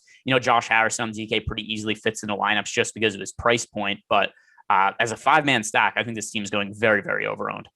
Yeah, as of right now, I have no 5-man stacks of the Nats in my 150. I am getting to a bit of Soto, independent of everybody else, and little bits of some other guys throughout the roster, but no legitimate stacking. I just can't justify it given that ownership. The price tag is making it easier to get to everybody, and the ownership is just wacky high. I wouldn't have expected it to be that high, but it's making it pretty easy to get away from the Nats, in my opinion. Yeah, and I'm kind of curious to see if that changes at all, because it's also not even that good of a lineup that they have put out there today. No. I mean, we've got the top of the order obviously is always going to be formidable for Washington, but you get past the top bats in the lineup, and I mean the bottom of the order, it's Gerardo Parra, Andrew Stevenson, it's Trey Barea. It's just not a great lineup at the bottom. So there's so much ownership going here that I'll be looking elsewhere. And these are the situations all the time that make or break me in MLB DFS. Either a team outscores the Nationals and it's a team I'm overweight to and it goes well for me, or the Nationals score 1 million runs and the night just sucks. But I think given what the current ownership is, it makes sense to be pretty heavy underweight to the field on this team. Dodgers lineup just came out, by the way, just in case you didn't have your eye on it, and that was something you needed to refresh for. Let's see. So no Mookie Betts in the lineup. Right. Chris Taylor leading off. So yeah, this is a weaker than normal Dodgers lineup. Yeah. Alrighty. Anything else you want to touch on in this second game that we're looking at? Let's see. So underweights. Actually, let me just refresh the ownership. Maybe that's changed a little bit with. Nope. Still, Washington actually went up in ownership in the last update. So there we go. Fair enough.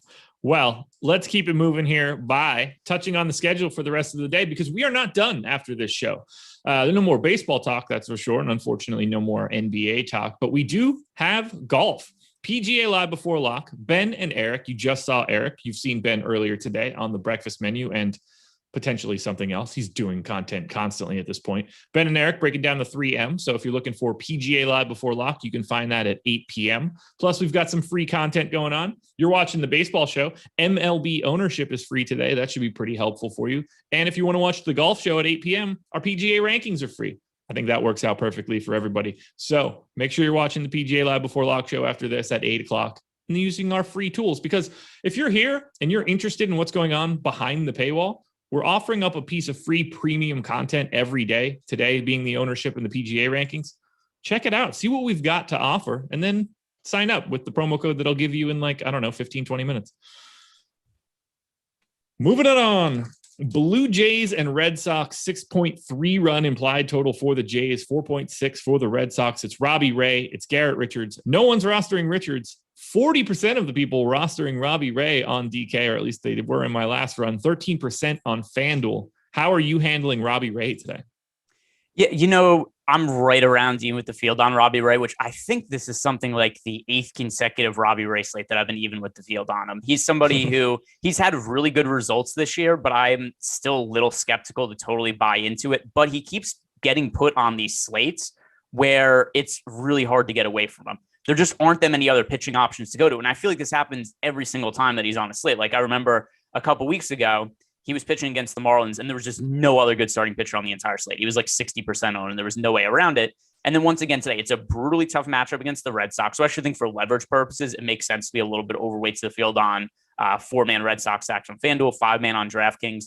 But Robbie Ray is also one of my highest rostered pitchers on the slate. He's had exceptional results this year, 2.93 ERA, 3.65 expected ERA.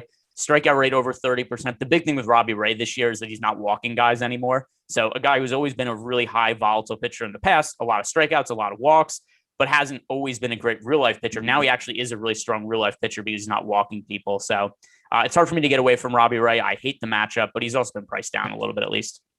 I'm expecting Ray to be my most exposed pitcher as long as ownership holds. I have him and McCullers as virtual equals for today.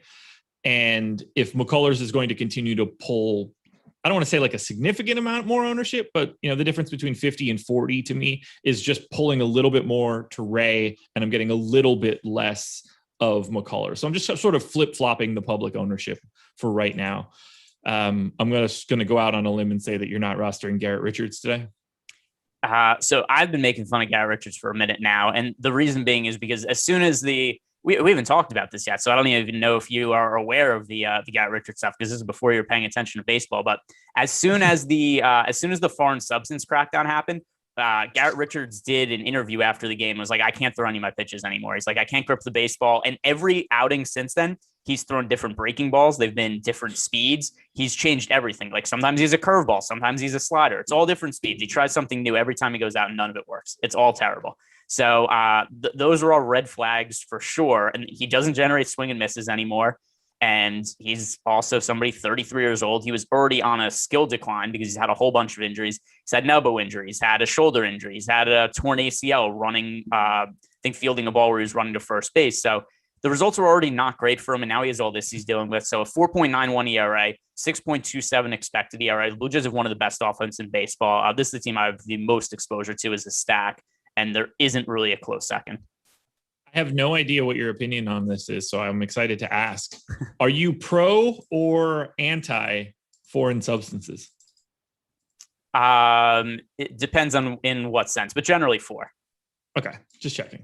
Yeah, like I don't have any problem if they would just keep, like in lieu of a rosin bag at the mound, just like a little jar of the spider tack or whatever they choose to use. Vagisil or whatever that any of the guys were using from Rookie of the Year or Major League. Yeah, listen, I personally had no issues with it really. And also, depending which hitters you talk to, like I saw one of the guys who used to be a Major League hitter, that's one of the analysts for ESPN. He said the majority of hitters prefer it also because guys throw so hard now. Hitters don't want to be in the box when somebody's throwing a 100-mile-per-hour fastball and don't have a great grip on the ball and don't know where it's going. So obviously there's been a lot more offensive success over the last month and a half at this point. But from a safety standpoint, I know there are a bunch of hitters that also prefer that the pitchers are able to get a better grip on the ball. But yeah, in terms of any of it, I don't really care. I don't care in sports if people are taking HGH or they're taking stuff to recover from injuries faster. Frankly, I think that would have made for a much better, some much more interesting performances in the NBA season to keep guys healthier and whatnot. But yeah, it is what it is. But it's something that, at least from a data standpoint, has impacted this MLB season a lot. Craig Arrowwood said snot ball. You put snot on the ball. Oh, so good. Okay, so you mentioned the ownership for Robbie Ray before and sort of the leverage for the Red Sox. Are you trying to get to the Red Sox in any significant manner to try and hedge the major ownership to Robbie Ray? Yes. Let's see. What do I have for Boston stacks right now? I've read around 10% Red Sox stacks. It's interesting. If you look at the Vegas data for the Red Sox today, they have a fairly significant implied run total against Robbie Ray, about 4.5 runs. The thing with Robbie Ray is he could go out and give up 4 or 5 runs and still have a good fantasy performance just because of the amount of strikeouts he allows. But I also think Boston, for the quality of offense they have, the fact that we haven't seen Robbie Ray have this kind of success in any other year other than this year, it wouldn't be surprising to me if there's some sort of drop off in the second half of the season. And Boston, only a 4.7% ownership share. That's very low for a team that has the kind of offense they have and the implied run total that they have. They're basically right at the last team that I would be comfortable getting to with any sort of regularity. The problem for me is that I'm expecting to be over on Ray and under on McCullers, and sort of pricing me out of getting to Boston. But I like the logistics of it all. I'm just not there as much. Although I did recommend Xander Bogaerts as a no house advantage play today on the breakfast menu, but we can't touch too much on those guys because this is a Jock Market show, baby. Anything else you want to touch on in this game, though? Blue Jays, Red Sox, lot of powerful bats here, whether that's Bogaerts, Devers, Martinez, Vlad. I guess the entire Blue Jays lineup. Yeah. So I think I'm overweight to the field on every single player in the Blue Jays batting order today. I love this stack. Like I said before, it is the team I have the most exposure to. I'm going to be stacking against Garrett Richards until he isn't in the big leagues anymore, which might not be very long at this point. But his results have just been so consistently poor over the last few weeks now. So Garrett Richards' recent starts, the last time he struck out more than 6 hitters in a game was May 2nd against the Texas Rangers. So, that just really shows you the lack of swing and miss stuff he has. Recent starts, 4 strikeouts, 2, 3, 0, 3, 3, 3. He just doesn't generate swing and misses anymore. The stuff isn't there. So Blue Jays and their offense, love them today. Yeah, you and me both. They are currently basically tied at the top of my top stack list. Let's see, how many 5-mans do I have? I have them in a 4-man or 5-man in 37 of my lineups. I'm more than okay with that. The lineup is just absolutely deadly. Fun to roster the Blue Jays. I love it. Tigers and Rangers, 4.9 run implied total for the Tigers, 4.6 for the Rangers. It's Matt Manning, it's Jordan Lyles, and it's another battle of 2 pitchers that I don't anticipate rostering. Unfortunately, that's not the case for me. I have not a lot of exposure, but I've around, let's see. Yeah, I have low teens ownership on both Jordan Lyles and Matt Manning for this reason. In lineups where I'm paying up for offense, a lot of them I need a cheap pitcher. I don't think that I don't even think Matt Manning or Jordan Lyles are particularly viable, but relative to what their ownership is, I think they have a better chance of finding success than how the field is currently rostering them. So if you look at our current ownership projections, we have Matt Manning projected for 2% ownership. We have Jordan Lyles projecting for 3% ownership. If you compare that to our top pitchers, so Jordan Lyles, a 10% chance to be one of the top 2 scoring pitchers on the slate. Matt Manning, we do have with a nearly 30% chance of being one of the top 2 value pitchers on the slate. So just because there's no other cheap pitchers I like and neither of these offenses are really good, I'm getting to them more than the field. That's not to say these guys are core plays for me or anything, but I'm like 3-4x the field on both of them. So I'm going to correct a statement that I made before when I said I am not playing either of these pitchers, because Matt Manning is factoring in pretty significantly in my lineups right now. I will likely be in the mid to high teens when all is said and done. The $4,100 price tag, I don't know what I was looking at when I looked at it. I certainly wasn't looking at a $4,100 price tag when I made my first assessment. Must have been flip-flopping the FanDuel price at $5,800 in my head. At $5,800 on DraftKings, I'm significantly less interested, but $100 above the minimum. Rangers offense that is not all that interesting outside of Joey Gallo. Nate Lowe is good as well, but Gallo, the guy that legitimately scares me. I don't love the lefties. If he can navigate the low Gallo spot, even just the first time through the order, I think that could work pretty well for him. You don't need a ton at 4,100. So I'm walking it back a little bit. Team Matt Manning here for the Tigers. Is it a bats game for you though? It is. It's very unfortunate. Is it a bats game though? It isn't really for me. I prefer the pitchers, which is also unfortunate because these guys are both so tough, especially Matt Manning. Matt Manning's results this year are so incredibly awful. He's walking as many guys as he's striking out. He's not striking out anybody. His strikeout rate is, it's almost impossible. He's an 8.9% K rate. I would think by accident he could strike out more guys. And then also I think he might have made a National League start. So you would have figured he would have struck out, at least the pitcher a few times, but 6.95 ERA, 6.08 expected ERA. And, you just try to look for silver linings because there's almost a point where you're building lineups and you could reasonably get to somebody just based on their price and their ownership. And you just kind of almost try to backtrack and you try to talk yourself into it by looking at the numbers. And I can't even do it from that standpoint. It's just like from our data, he's so cheap and he's so unknown that he just has a better chance of landing the optimal lineup than what his ownership is. But there's nothing positive you can say about his numbers. Even in AAA this year, he has an 8.07 ERA and a 6.49 FIP. The only one positive you could say about Matt Manning, really, really high acumen as a prospect. So coming into the year, he was the 14th overall ranked prospect in baseball, according to FanGraphs, one of the top pitching prospects in baseball. He has good stuff. He's shown a good fastball so far in the big leagues. It just has not led to any results. It is a really small sample size, only 22 innings, but he's 4,100. So it's the price. He's 4,100. There's no ownership. There's no cheap pitchers to go to. That's enough to get him in like 13% of my lineups. Okay. Tigers and Rangers are both going over-owned as far as I'm concerned. And since neither pitcher is pulling any ownership, I'm not seeing a lot of value in like getting on the opposite side of anything. So I'm actually going to be pretty light to non-existent on this game just in general, outside of the full Manning punt, which is fun. Seems like it's going to be just really, really fun.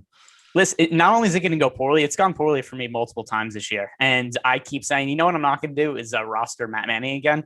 And then they sent him down to the minor leagues. He came back. It's like, are things going to be different this time? Probably not. But, fool me 5 times at this point. But the price is right. Well, we talked a little bit about the free ownership projections that we have today. But if you want to get behind the paywall, MLB Live Before Lock, one gigantic word is the way that you can do that. You can get 25% off your first week of Awesemo Plus Platinum. It's $29.95. Projections, ownership, premium Slack, lineup builder. And it's not just for baseball. Just because baseball's in the title of the promo code doesn't mean it's just for baseball. You get access to everything. NBA gone right now, unfortunately. But NFL, fast approaching. MMA, essentially every single week. NASCAR, every single week. PGA, every single week. We got tennis. We got esports. We got a lot of content out there for you. And obviously, all of our great baseball stuff. Top stacks tool, top pitchers tool, 2 things that drive everything that I do when I'm playing any sort of MLB DFS. So use that promo code MLB Live Before Lock, one giant word. It's on the screen right now. 25% off your first week of Awesemo Plus Platinum. Let's move it on to the White Sox and the Twins. White Sox 4.9 run implied total, Twins 4.0. It's Dylan Cease. It's Michael Pineda. Cease at 30% ownership on DraftKings, 14% on FanDuel. Pineda at 7% on DraftKings. How are you feeling about this one? Cease, a little volatile, but having just so far an excellent 2021. Yeah, and he's a better fantasy pitcher than real life pitcher, which is really the key thing to look at here. Because, his results have been fine, not great, with a 4.15 ERA, 3.98 expected ERA. But just the fact that he's striking out 30% of the hitters that he faces and that the Minnesota Twins team has been massively disappointing this year, it just makes sense to get to Cease. He's one of my most rostered pitchers today. He's a high priority for me on FanDuel. He's a high priority for me on DraftKings. He's also a little bit underpriced on DK at only 8,600, and then on FanDuel also at 8,600. I think the price deserves to be a little bit higher considering how much the Twins offense has struggled this year relative to expectations and the strikeout upside of Cease. He's a very high priority play for me. He's one of the guys that I'll have a bunch of. I don't really have much of a comment. I think he's like properly owned at 30%. I'll probably have right around 30%. Things can go really, really well here. Things can go really, really poorly. I wouldn't be all that surprised of either end. I will say this much, however. I do have a bet from the breakfast menu on this game. So while it might not be the spot that I'm just aggressively targeting in DFS, White Sox -1.5, definitely something that I'm looking for, but not just me. Ben also took the White Sox money line. I was willing to give up the 1.5, but both Ben and I are on the White Sox. If that's a sign for you guys, you should take it. What do you want to do with hitting here? Or do you have a Pineda take that you want to get in? Yeah, I mean, Pineda is another guy who I think is heading for a whole ton of regression going forward. So Michael Pineda, just to recap kind of the last few years for Michael Pineda, he got suspended for using a foreign substance on his hand. I think he had pine tar in his glove like 5 years ago. So he's somebody who has been way ahead of the curve in terms of cheating. Also has a PED suspension, also has a shoulder injury, also has had Tommy John surgery. So then you also look at Michael Pineda's velocity this year. So all this stuff is mounting, right? He's had all these injuries. He's had the PED suspension. I have to assume that he was using sticky substances also earlier in the year based on everything else in his history. And then you look at his velocity over the last handful of years. 2016, 94.7 average mile per hour on his fastball. Then 93.9, 92.6, 92.1, and this year 91.1. So all of these injuries are mounting. He's now 32 years old. And, I just have to think there's going to be a regression coming his way. While he does have a 4.11 ERA, which is, okay, he has a 5.16 expected ERA. I think there's a good amount of decline, regression coming his way in the second half of the season. So the White Sox are a team that I'm a little bit overweight to the field on. I have no interest in Pineda. I don't think I've rostered him at all this year. I'm not really getting to either side of this, just a little bit of the White Sox, nothing crazy. They're like my 7th or 8th favorite team here. So I don't have much of a stand. Any White Sox bats that you want to point out? Let's see. What is the most recent ownership and see which guys I am overweight to. It's not that much ownership on any of the individual bats here. So I have double-digit exposure to Tim Anderson. There's not a single player in this lineup that's projected for double-digit ownership. I think Andrew Vaughn is a good source of salary saving, also only picking up 4% ownership. Same goes for Leury Garcia. He's only projected for 1% ownership, so I'm overweight to him. Tim Anderson, Jose Abreu, both players I have double-digit exposure to. So, yeah, there's nobody who it's like I have them in 20% of my lineup or anything, but there's a bunch of guys who I'm slightly overweight to the field on. Okay. Anything else in this game? Not really. Did you make any twin stacks just for leverage purposes? Let me look. Every single player in the lineup is projected for 1% ownership. It does not appear that I did. I don't have, other than having 6% Max Kepler, it's just like random pop-up dudes. So no stacks for me. I have 2. Fair enough. And normally I wouldn't take this seriously, but Gene Kim with the super chat, Fede season. I don't think that's going to be the season that I want to participate in. No, I'm certainly not. He is in, let me just make sure before I make any of the, 0% of my lineups today. There you go. Astros and Indians, 5.1 implied total for the Indians. Sorry, 5.1 run implied total for the Astros, 3.4 for the Indians. Lance McCullers for the Stros, Eli Morgan for Cleveland. McCullers clearly pulling a ton of ownership as expected. To me, he's the best pitcher on the slate, although I do think his ownership is a little higher than it should be, but I don't have any qualms here. This looks like a fantastic spot for him. Most of this Cleveland lineup is terrible. McCullers isn't terrible. This just profiles as a fantastic spot. Do you have any sort of alternative take for Lance McCullers? No, him and Robbie Ray are my 2 most rostered starting pitchers today. The only thing that I would say about Lance McCullers that I think warrants talking about beyond just get a lot of him in GPPs, I also think he's the best cash game pitcher on the slate. So if you're playing on FanDuel and you're trying to decide, do I want to pay up for Lance McCullers or Robbie Ray? I think Lance McCullers is the guy to go to, especially because he's far more popular. So for cash game purposes, I also think that makes more sense. Also a little bit cheaper than Robbie Ray on FanDuel. For DK, Lance McCullers, I'm about even with the field. It's hard to get really over the top of him, for me at least, because he's projected for over 50% ownership. So, I'm not going to have like 70% Lance McCullers or 60%. That's kind of what you need to do to be overweight to the field on him. So, still, he's a guy who's a very high priority play for me. He's in a bunch of lineups. I just don't have him overweight to the field because the field is also very heavy on him. One other thing about Lance McCullers is he missed last year with Tommy John surgery and was a little bit or missed the start of last year anyway, and missed all of 2019. He was a little bit sketchy this year, opening up the season. His velocity was down. He was just struggling to generate swing and misses. But over his last handful of starts, the velocity's come up. The results have been better. So if you look at his strikeout numbers as of late, 10, 8, 8, 7 over his last 4 starts, it looks like he's starting to get back to full health. Also, just the increase in strikeouts velocity all indicates that. So, to me, Lance McCullers is the number 1 overall pitcher on the slate playing in cash games. Cleveland stacks as the hedge? Not for me. No, not this time. No, I'm never trying to get stacks on the opposite side of ownership when the pitcher is actually talented. this one's not for me. So going to go ahead and pass on getting to anything here from Cleveland. Astros, on the other hand, big fan from a betting perspective. Astros -1.5, the other breakfast menu pick for me. The pricing's there. The matchup looks good. 5.1 run implied total is basically the second best that you can find for today. Although I don't know, like, to me, they're just sort of properly owned. I'd like to get maybe a little bit more than the field, but nothing too crazy.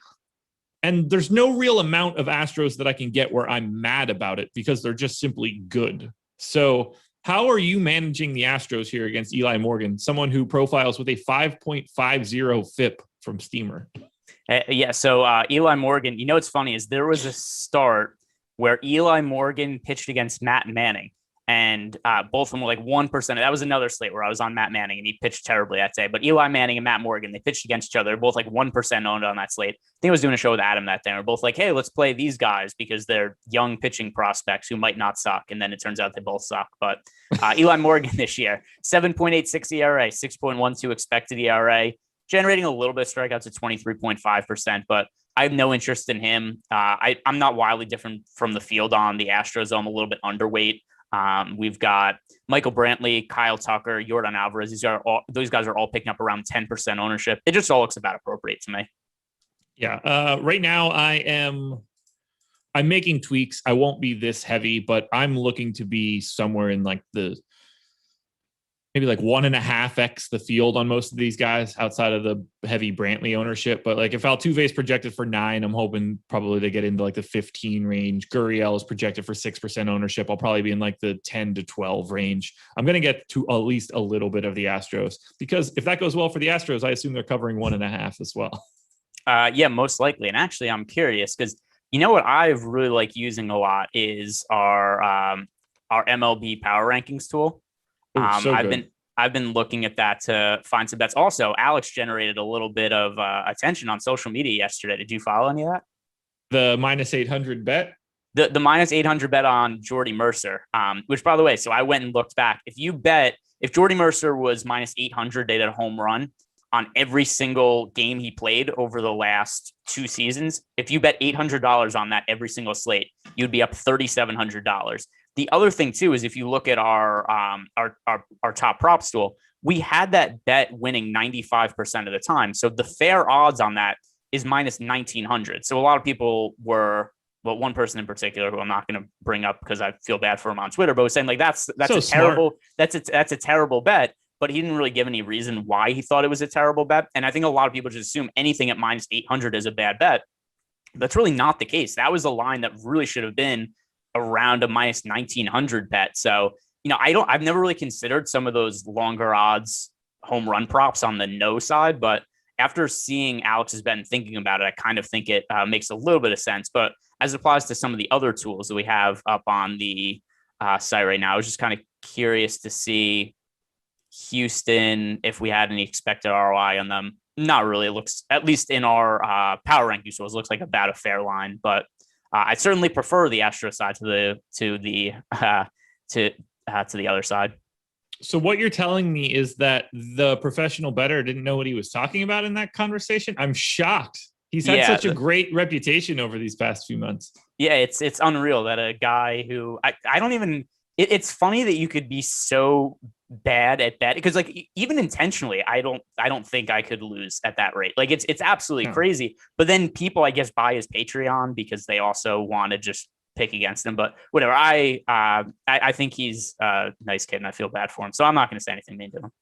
Okay, I'll happily do it. I have no shame in my game here. By all accounts, doesn't appear to be very good at anything he's trying to do. No. That's neither here nor there, though. You know what is really good, though? No idea, Jock Market? It is Jock Market. Okay. If you haven't heard, Jock Market has turned fantasy sports into a stock exchange. So whether this is NBA, MLB, NHL, PGA, you can make real money every hour, every minute, every second of any match or game, which is kind of crazy. You and I dove into Jock Market when they first started popping up here. We got in pretty hot and heavy with the NBA side of it. Have you been playing any Jock Market MLB contests? I have not for MLB. Okay. I love the mechanism of buying and selling shares of players. like a stock market. And I really like the idea of doing it where you could just be sitting on your couch.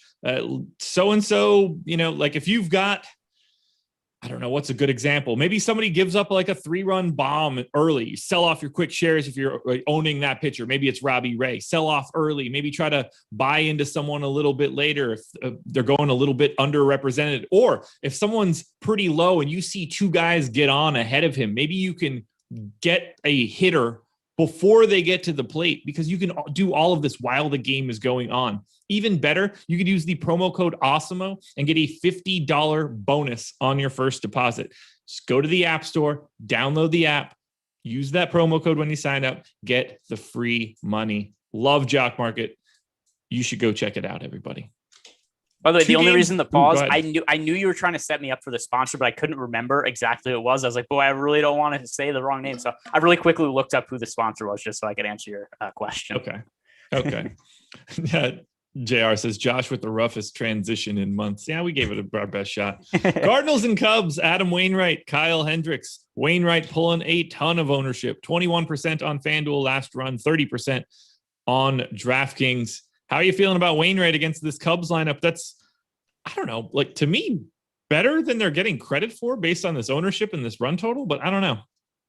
Yeah, so here's what I don't like about the Cubs is, well, number one, obviously, Chris Bryant is in the lineup. He's likely getting traded. I don't like that there was no news that he was potentially getting traded yesterday. I mean, we've known that he's on the trade block, but he played like 3 innings and they just took him out of the game. And there was no information about that ahead of time. So I'm certainly a little concerned that somebody could get traded in the middle of the game today. And this is a team that's just, if you get past the top of the order, the bottom of it, Jason Hayward's not having a good year. Nico Hoerner's not having a good year. Rafael Ortega's no good. Patrick Wisdom, he had a brief stretch where he hit the ball really well, but I don't think that he's really a major league caliber hitter. So just throughout the lineup, at the top, there's Javi Baez, Anthony Rizzo, Wilson Contreras. I don't know that there's anybody else who's a really quality hitter beyond then. Also, Ian Happ, he at one point was a really good young hitter, and just that hasn't been the case over the last couple years or so. So I don't think this is a very difficult lineup.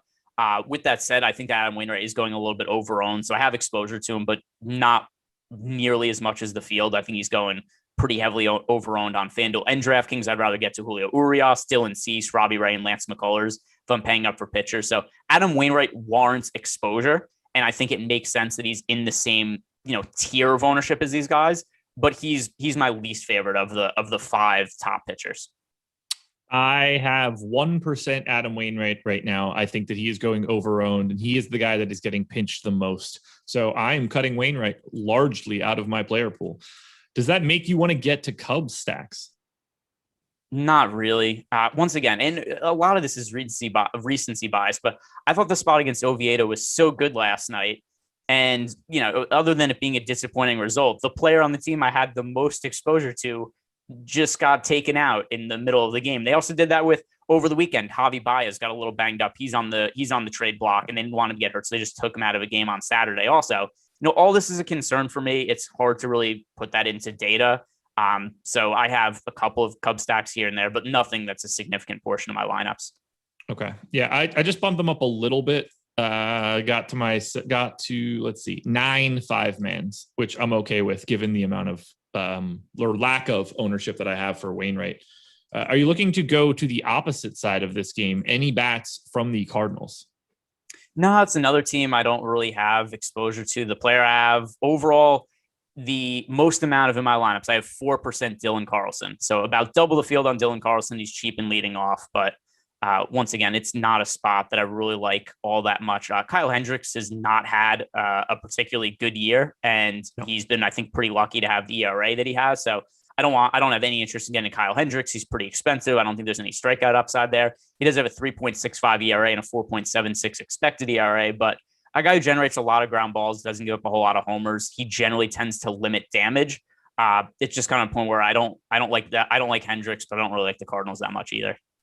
I have 9% Hendricks right now. We have him projected for 1% ownership. So nothing crazy. I'm not super happy about it. I'm not sad about it. I'm relatively indifferent. I do think it is interesting, though, that the Cardinals have a 4.2 run implied total. So I don't mind having 9% of Hendricks. He's probably not the best fantasy option, But if he's going to go fully unowned, I don't mind it given that game total. Just it's not something that I'm advocating hard for. I think 9% is about okay for me.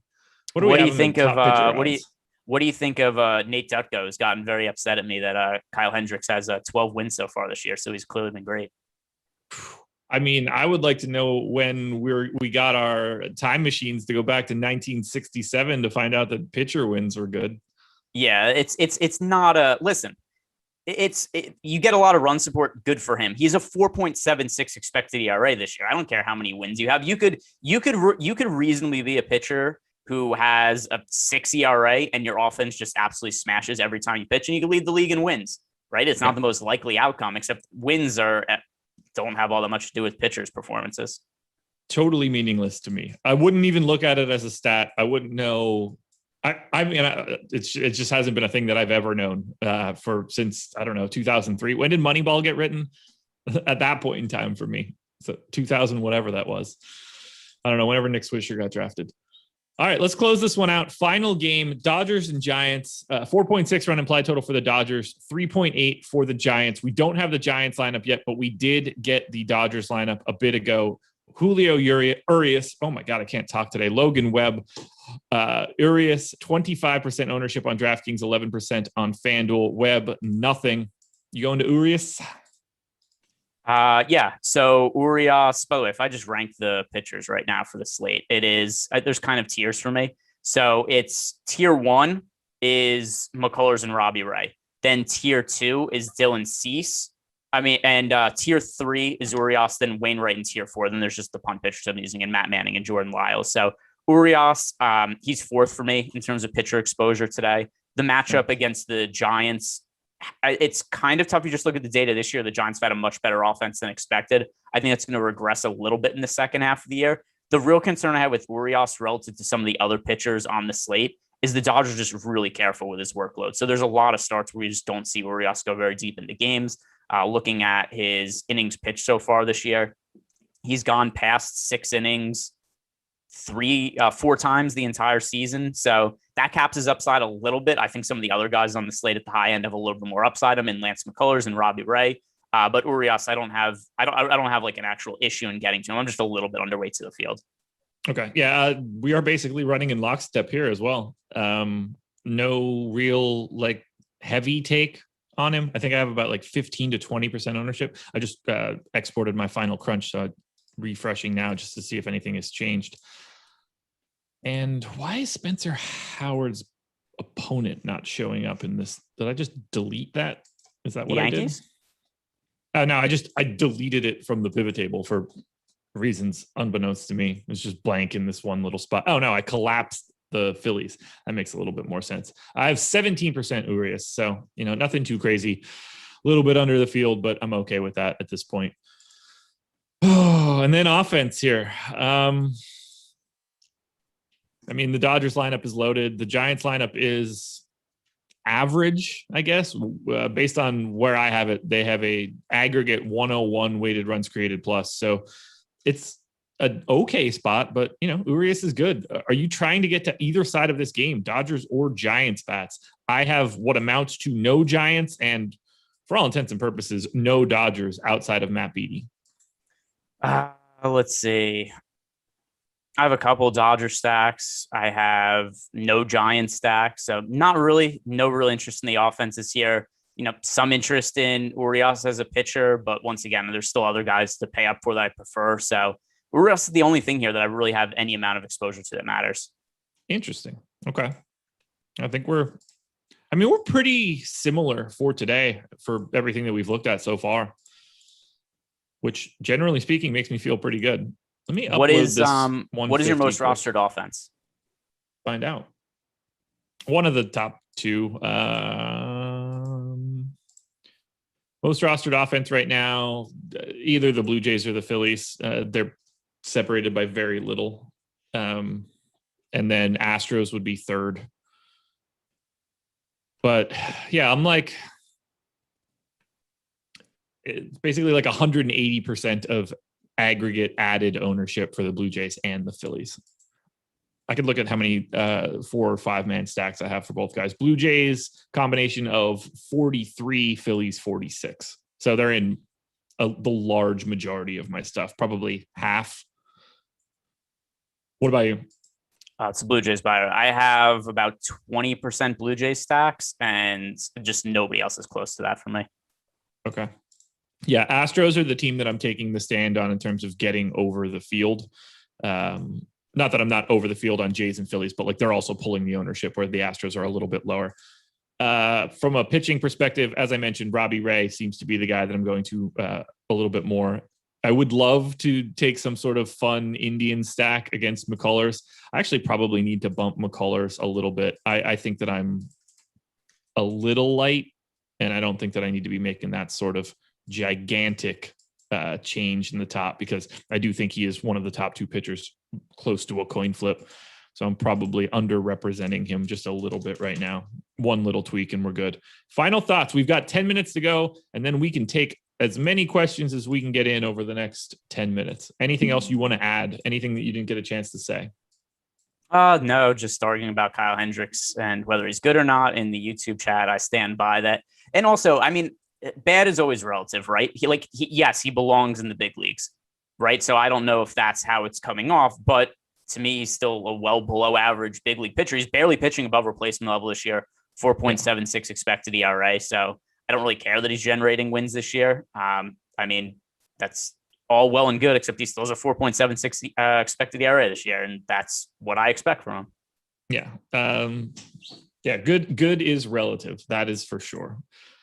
All right, get your questions in, everybody, whether it's premium Slack, whether it is YouTube chat. I will happily take any question that you guys want to drop in here. This is different than any NBA because we've got time and we don't have to scramble in the same way, or at least I hope that we don't. Let's see. Do we have any questions in premium Slack right now? Any thoughts on Manning tonight from Jets World? Yeah, we went over that a little bit earlier. Cease or Urias? I have more exposure to Cease. I do have exposure to Matt Manning, and I'm not happy about it, but it is what it is. We have, let's refresh the ownership. Let's see. Maybe he got really popular and I could find reason to take him out of my lineup. So that's probably not going to be the case. All right. Latest ownership update. Matt Manning is 3% owned. Unfortunately means I have to leave him in my lineups. We have him with a 30.6% chance of being one of the top 2 value pitchers on DraftKings today, which is the best mark on the slate. I have quite a bit more than 3% as of right now. And that's not really changing. I am pasting my lineups in. I am saving my upload template. 657 upload. I'm not used to being in my MLB folder. So every once in a while I try uploading an old NBA CSV. So that doesn't work very well. All right. Carl says, I'm new to this. I only do NFL. What's the most important thing about MLB DFS? Stacking? Yes. Well, it's stacking and ownership, right? So, because we'll see all the time where people will come in and be like, hey, I want to play the Dodgers because they're at Coors Field today. It's like, all right, well, that's all well and good. They're projected for 30% ownership. And It's what is each individual's team's odds of being a top scoring team. So, baseball is weird from other DFS sports because we're not really trying to predict outcomes. Like, obviously, we are to an extent. We want to know which teams are in a good spot, which pitchers are in a good spot. But it's more so which teams are in a good spot relative to what their ownership is. So, for instance, we talked about the Washington Nationals earlier. Josh and I both agree this is a good spot for the Washington Nationals. However, they are currently projected to be their ownership's actually gotten to the point now where here are the 3 most rostered offenses today on DraftKings. The Nationals at 12.5%, the Blue Jays at 12.6%, and the Phillies at 13.1%. So these teams, the 3 most popular, all pretty close in ownership. However, the team's projected odds of being the top scoring team on the slate, 6.9% for Washington, 11.5% for the Phillies, and 14.8% for the Blue Jays. So I'm looking at those odds compared to the ownership projections, and I just want to be way heavier on the Blue Jays and the Phillies relative to the Nationals because we have them with, number one, a better chance of being a top scoring team, but then also the ownership is just kind of out of whack there. So it's really looking at the ownership, and the way I'm looking at it is who has better chance of being optimal compared to those ownership odds. I have 10% Soto right now, which is projected for like half of the field. No one else on the Nats I have, or do I have them over 5%? I am massively, massively under on the Nats. And I'm very happy with that given the makeup of the slate. Yeah, I have 0% national stacks. There we go. Let's see what else we've got coming in. Best GPP cheap pitcher, Matt Manning. Yeah, unfortunately, it's Matt Manning. I mean, I hope the answer ends up being Matt Manning. Yes. I mean, if he scores negative 10 fantasy points, I'll be 0 bit surprised. But relative to the other options on the slate, here are the other cheap guys we have to choose from. Nick Neidert, Asher Wojciechowski, Matt Manning, and then there's Eli Morgan on the road in Houston. Relative to those options, Matt Manning is at home. He's facing the Texas Rangers. It's a pretty easy matchup. He's well regarded as a pitching prospect, even if he sucked in the minor leagues and he sucked in the major leagues this year. So do I think he's good? No, but I think he's better than those other guys in the price range. Yeah, it's not a fun one, that's for sure. All right, what else we have? Butthole Jenkins says, is Badu related to Erica Badu?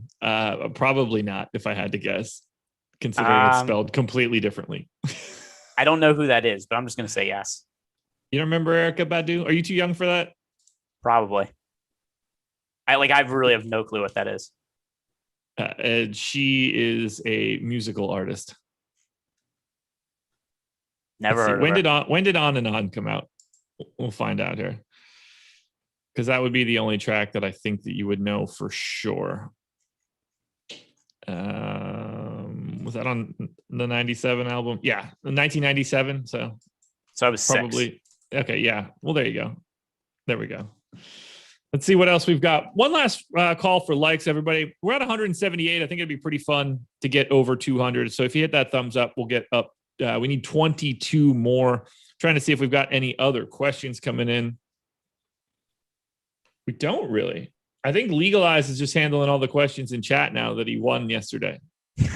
What did he win? I don't know. Probably crowns or some free contest, if I had to guess. Oh, good for him.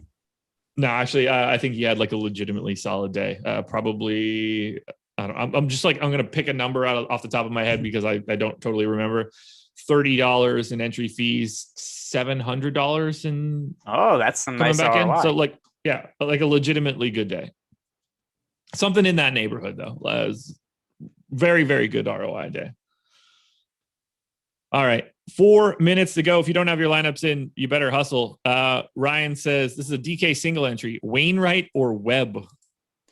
I mean, the answer is Wainwright, but they're also in crazy different price ranges. So it's $500 different. Are they really only 500? Let's see. Yeah. Wainwright 93. Wow, Logan Webb. Okay. I thought Logan Webb would just be cheaper than that. But yeah, I mean, Logan Webb's not something I consider at all for this slate. It's Wainwright. Yeah, that's the problem here. Like Wainwright is a much better option. I would roster Wainwright. I have no Logan Webb. I do think Adam Wainwright is overpriced, or well, not necessarily overpriced, over-owned, I guess is probably the better way to say it. But in comparison to Logan Webb, like I'd rather just get Wainwright. And I'm saying that as someone that has 2 of my 150 with Wainwright. Let's see. Webb pitch count concerns at a high price. I mean, that amongst other things. Yeah. So Logan Webb, who is not coming off the injured list because he's made a couple starts since then, but here are the pitches for Logan Webb in his last couple of starts. And also keep in mind, just a brutal matchup in Los Angeles against the Dodgers. So his last 3 starts, 62 pitches, 45 and 60. That'll do it. I haven't had a GPP win since early May. About to have to dance at the Chubby Chasers Club. Good luck for that, Bean Dude. I don't get the sense that Bean Dude is going to get a lot of money tossed to him on the stage, but you don't think so? Me. Probably not. I mean, look, like everybody's got their kinks, but Beans is probably not one that's high on the list. Not for that audience. Thoughts on Florial? I have 7%. I don't have a hot take. He's hitting 9th. He's cheap. He's a well-regarded prospect. I have him 3% of him, whatever. Yeah. I mean, he's min price. If you need him, roster him. I don't have a significant investment in him. Yeah, same. What else do we got coming in? Nothing really. 2 more minutes to go. What do you want most to happen? What's the dream scenario for you? Who is the team or teams that you want to pop off from a hitting perspective? What's your best option for two pitchers to go well? All right. So offense, basically anything but the Washington Nationals. Ideally, it would be the Blue Jays, who are the highest scoring team. From a pitcher standpoint, based on ownership, I think the ideal combination for me, the Blue Jays go off, and then the pitchers, it's like Matt Manning and Robbie Ray, or Matt Manning with either Cease, Ray, or McCullers. I would like the Astros offense to go off. Wouldn't have a problem with the Blue Jays, but Astros will get me the most leverage over the top of everybody else. Pick one for Blue Jays, Phillies to go with it. And then I'm with you there. Robbie Ray and Matt Manning would be the best combination for me. Wouldn't mind if it were Hendricks. Wouldn't even really mind if it was a little bit of Jordan Lyles. I have like 9%, but Manning would be the guy. That should be a fun thing to sweat. I can't wait. We lost, everybody. He'll have like negative double-digit fantasy points 20 minutes into his game starting. Can't wait. Guys, thank you so much for joining us for MLB Live Before Lock. It's been a good one. Keep your eyes peeled for all of the content that we've got coming out, whether it's here, whether it's on the new Awesemo Odds channel, which you guys should go subscribe to, or the new Awesemo Fantasy Football channel, which you should also go subscribe to. We've got PGA Live Before Lock coming up in 55 minutes for the 3M. Don't miss it. Good luck tonight, everybody. We'll talk to you again with all of the content that we've got again for tomorrow, because it never stops. Awesemo.com is the place to be.